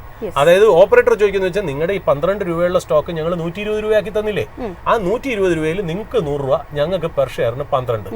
അങ്ങനെ ഞങ്ങൾ 5 കോടി ഷെയർസ് സെല്ല് ചെയ്തു. So 5 crore multiplied by 12 rupees ഞങ്ങളുടെ കമ്മീഷൻ. ഇങ്ങനെയൊക്കെ രീതിയിലാണ് അത് നടക്കുന്നത്. ഇത് നടക്കുന്ന കാര്യമാണ്, ഞങ്ങൾക്ക് കണ്ടിട്ടുണ്ട് കേട്ടിട്ടുണ്ട് എന്നുള്ളതാണ് ഞാൻ പറയുന്നത്. പിന്നെ വരുന്നവരെന്ന് വെച്ചാൽ fake news or misleading news. അതായത് നല്ല കമ്പനികളെ തന്നെ അല്ലെങ്കിൽ ഭേദപ്പെട്ട കമ്പനികൾ മാർക്കറ്റിൽ ട്രേഡ് ചെയ്ത് നിൽക്കുമ്പോൾ തന്നെ ഒരു ഗ്രൂപ്പൊക്കെ ഉണ്ടാക്കി ആ കമ്പനിയെക്കുറിച്ച് ഫേക്ക് ന്യൂസ് ഉണ്ടാക്കും. മനസ്സിലായോ, അടുത്ത ആഴ്ച ഇതിനകത്ത് എനിക്ക് കിട്ടിയ ഒരു ഇൻഫർമേഷൻ അനുസരിച്ച് അടുത്ത ആഴ്ച ഒരു FII ഇതിൽ ഇൻവെസ്റ്റ് ചെയ്യാൻ വരുന്നുണ്ട്, അല്ലെങ്കിൽ അവർ സ്റ്റേക്ക് എടുക്കാൻ പോകുന്നുണ്ട്, അല്ലെങ്കിൽ അവർ മെർജർ വരുന്നുണ്ട്, അവർ ഡീമെർജർ വരുന്നുണ്ട്. ഇങ്ങനെ കുറേ ഫേക്ക് ന്യൂസ് ഉണ്ടാക്കും. ഈ ഫേക്ക് ന്യൂസിൽ അവർ ഓൾറെഡി ഇത് മേടിച്ചു വെച്ച്, ഈ ഓപ്പറേറ്റേഴ്സും മാനിപ്പുലേറ്റേഴ്സും ആദ്യമേ ഈ ഷെയർ മേടിച്ചു വെച്ചിട്ടായിരിക്കും ഈ ഇൻഫർമേഷൻ വിടുന്നത്. നമ്മളാണെങ്കിൽ നമുക്ക് മാത്രം കിട്ടിയ ഇൻഫർമേഷൻ ആണെന്ന് നമ്മൾ വിശ്വസിക്കും. നമ്മളെപ്പോലത്തെ ആൾക്കാർ, പ്രത്യേകിച്ച് മലയാളിയായ ഞാനൊക്കെ വിശ്വസിക്കുന്നത് എന്താണെന്ന് വെച്ചാൽ ഞാനാണ് ഈ ലോകത്ത് ആദ്യമായിട്ട് അറിയണേന്നുള്ളത്. നമ്മൾ ഈ കോണിൽ എറണാകുളത്തോ അല്ലെങ്കിൽ കേരളത്തിൽ ഏതെങ്കിലും മൂലക്കിരിക്കണം നമുക്ക് ഈ ഇൻഫർമേഷൻ വരണമെങ്കിൽ എത്രയോ പേരുടെ കൈ പാസ് ഓൺ ചെയ്തിട്ടായിരിക്കും നമ്മൾ വരണമെന്നുള്ള ബുദ്ധി നമുക്ക് പോകില്ല എന്നുള്ള. നമ്മൾ ചാടിക്കയറി മേടിക്കും, വീണ്ടും ഡംപ് ചെയ്യുന്നത് ഈ പറയുന്ന പോലെ മാനിപ്പുലേറ്റേഴ്സ് ആയിരിക്കും. അപ്പോൾ അതൊരു വേറൊരു കാര്യം. പിന്നെ വേറൊരു ലെവൽ ഓഫ് മാനിപ്പുലേഷൻ പറഞ്ഞാൽ ഫ്രണ്ട് റണ്ണിങ് എന്ന് പറഞ്ഞാൽ ഇപ്പോൾ ഒരു ബ്രോക്കർ, അതായത് ഒരു ബ്രോക്കറോ ആണെന്ന് വയ്ക്കുക, ആ ബ്രോക്കറിന് അറിയാം ഈ പറയുന്ന പോലെ അടുത്ത ആഴ്ച അതിൻ്റെ പ്രൊമോട്ടർ ബൈ ചെയ്യാൻ പോകുന്നുണ്ട്, സെല് ചെയ്യാൻ പോകുന്നുണ്ട്, അല്ലെങ്കിൽ ഏതെങ്കിലും ഫോറിൻ ഇൻസ്റ്റിറ്റ്യൂഷണൽ ഇൻവെസ്റ്റേഴ്സ്. ഈ FIIസും ബൈ ചെയ്യുന്നത് ഒരു ബ്രോക്കർ വഴിയാണെന്നുള്ള ആ ബ്രോക്കറിന് ഒരു ഇൻഫർമേഷൻ കൊടുക്കും, ഞങ്ങൾക്ക് ഇത് എന്തെങ്കിലും ഉണ്ടെന്നുണ്ടെങ്കിൽ ബ്രോക്കർ എന്ത് ചെയ്യും, ഈ ബ്രോക്കർ ആ ഒരു കമ്മ്യൂണിറ്റിയിൽ അല്ലെങ്കിൽ ആ ഒരു കമ്പനിയുടെ ആ ഒരു എംപ്ലോയി അറിഞ്ഞുകൊണ്ട് തന്നെ അദ്ദേഹത്തിന് ആവശ്യമുള്ള ആൾക്ക് ലീക്ക് ചെയ്ത് കൊടുത്ത് അത് ഒന്നില്ലെങ്കിൽ ഇയാൾ സ്വമേധയോ അല്ലെങ്കിൽ ഇയാളുടെ വെസ്റ്റഡ് ഇൻട്രസ്റ്റ് ആയിട്ടുള്ള ആൾക്കാരോ റിലേറ്റീവ്സിനോ ഫ്രണ്ട്സിനോ ഇത് ചോർത്തി കൊടുക്കും. അവരിത് ബൈ ചെയ്ത് വയ്ക്കും.